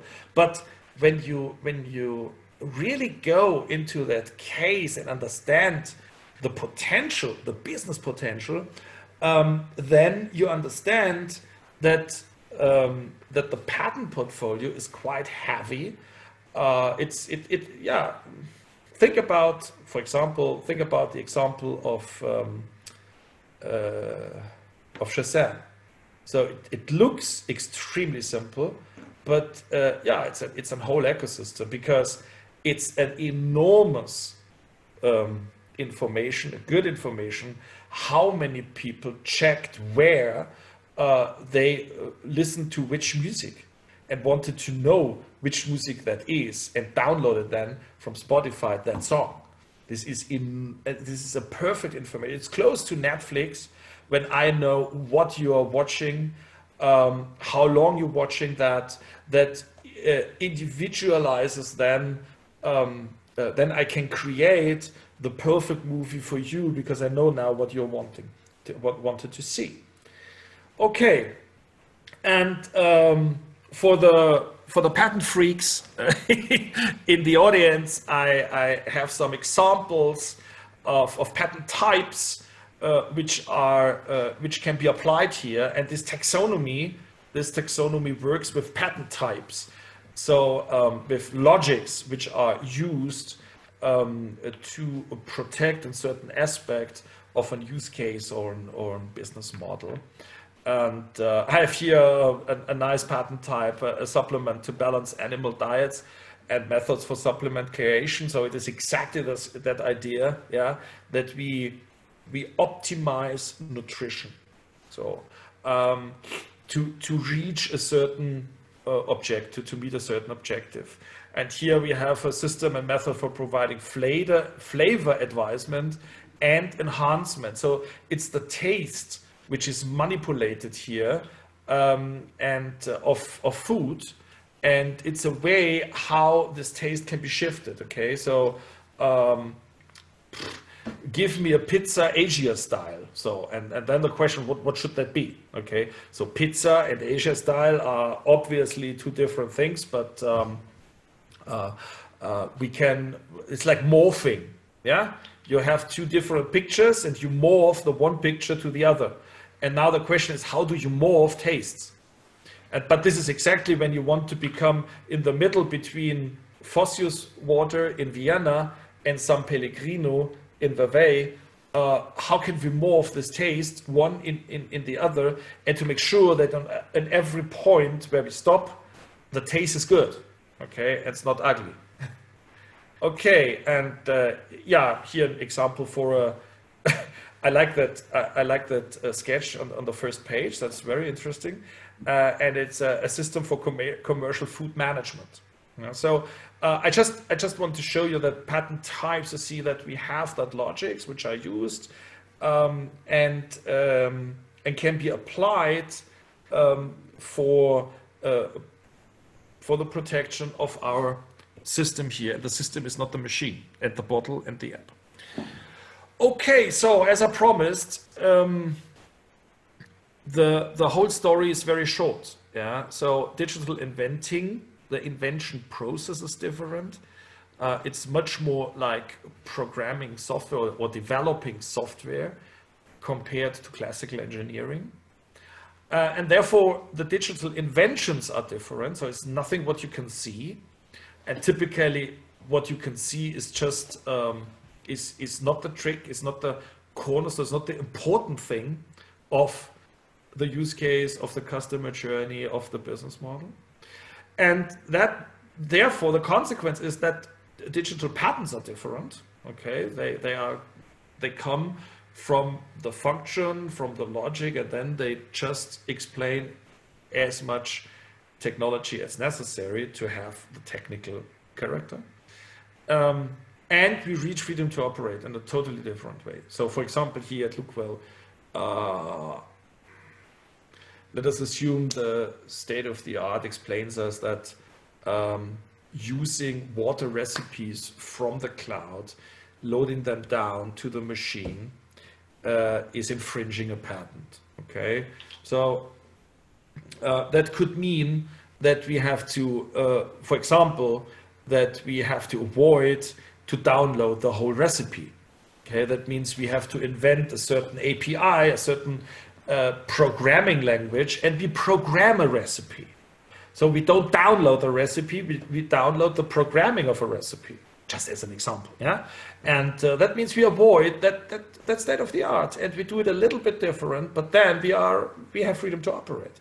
So we do not solve a problem and ask then, do we infringe a patent with that? We integrate the state of the art, and we avoid freedom to operate problems. Okay, in the design of the solution, the design of our digital objects. Yeah, that was what I wanted to tell you. And if you're interested in that, and if you want to go deeper into that field, we have that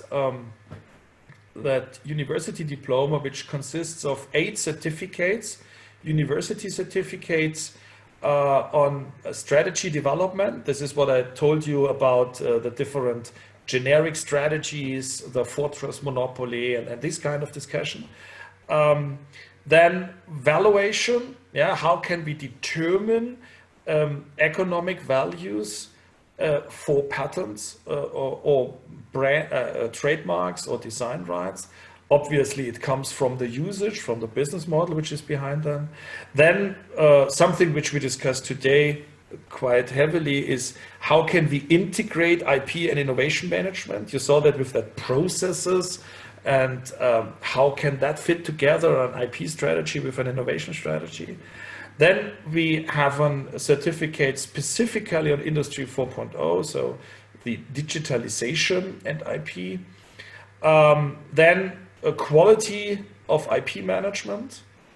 We have now a new standard on that. We will get an ISO standard on quality on IP management. And we have a certificate for portfolio management and leadership. And within the slides which you get all the starting dates. So basically you can say every third month we run such a distance learning certificate course. And on 15th of June, so next week, we start with, again, with strategy development. We start again with IP Valuation 1, and we start again with the integration of IP and innovation management. And typically such a certificate takes 3 months. And the whole material is available from the time point when you enroll. And yeah, so far I don't get any questions from the students. That's a little bit boring.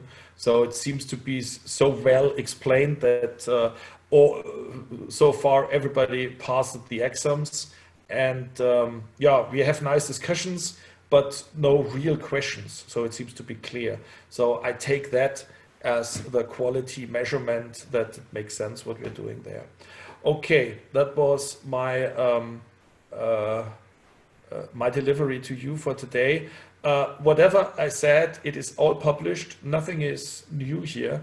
It is all published on the blog of my study program in Strasbourg, IP for Business, and it's free of charge, available. Just feel free to use that for your education and improvement. Yeah, so that's it. Thank you very much for the moment. And now the floor is open, I hope, for some questions.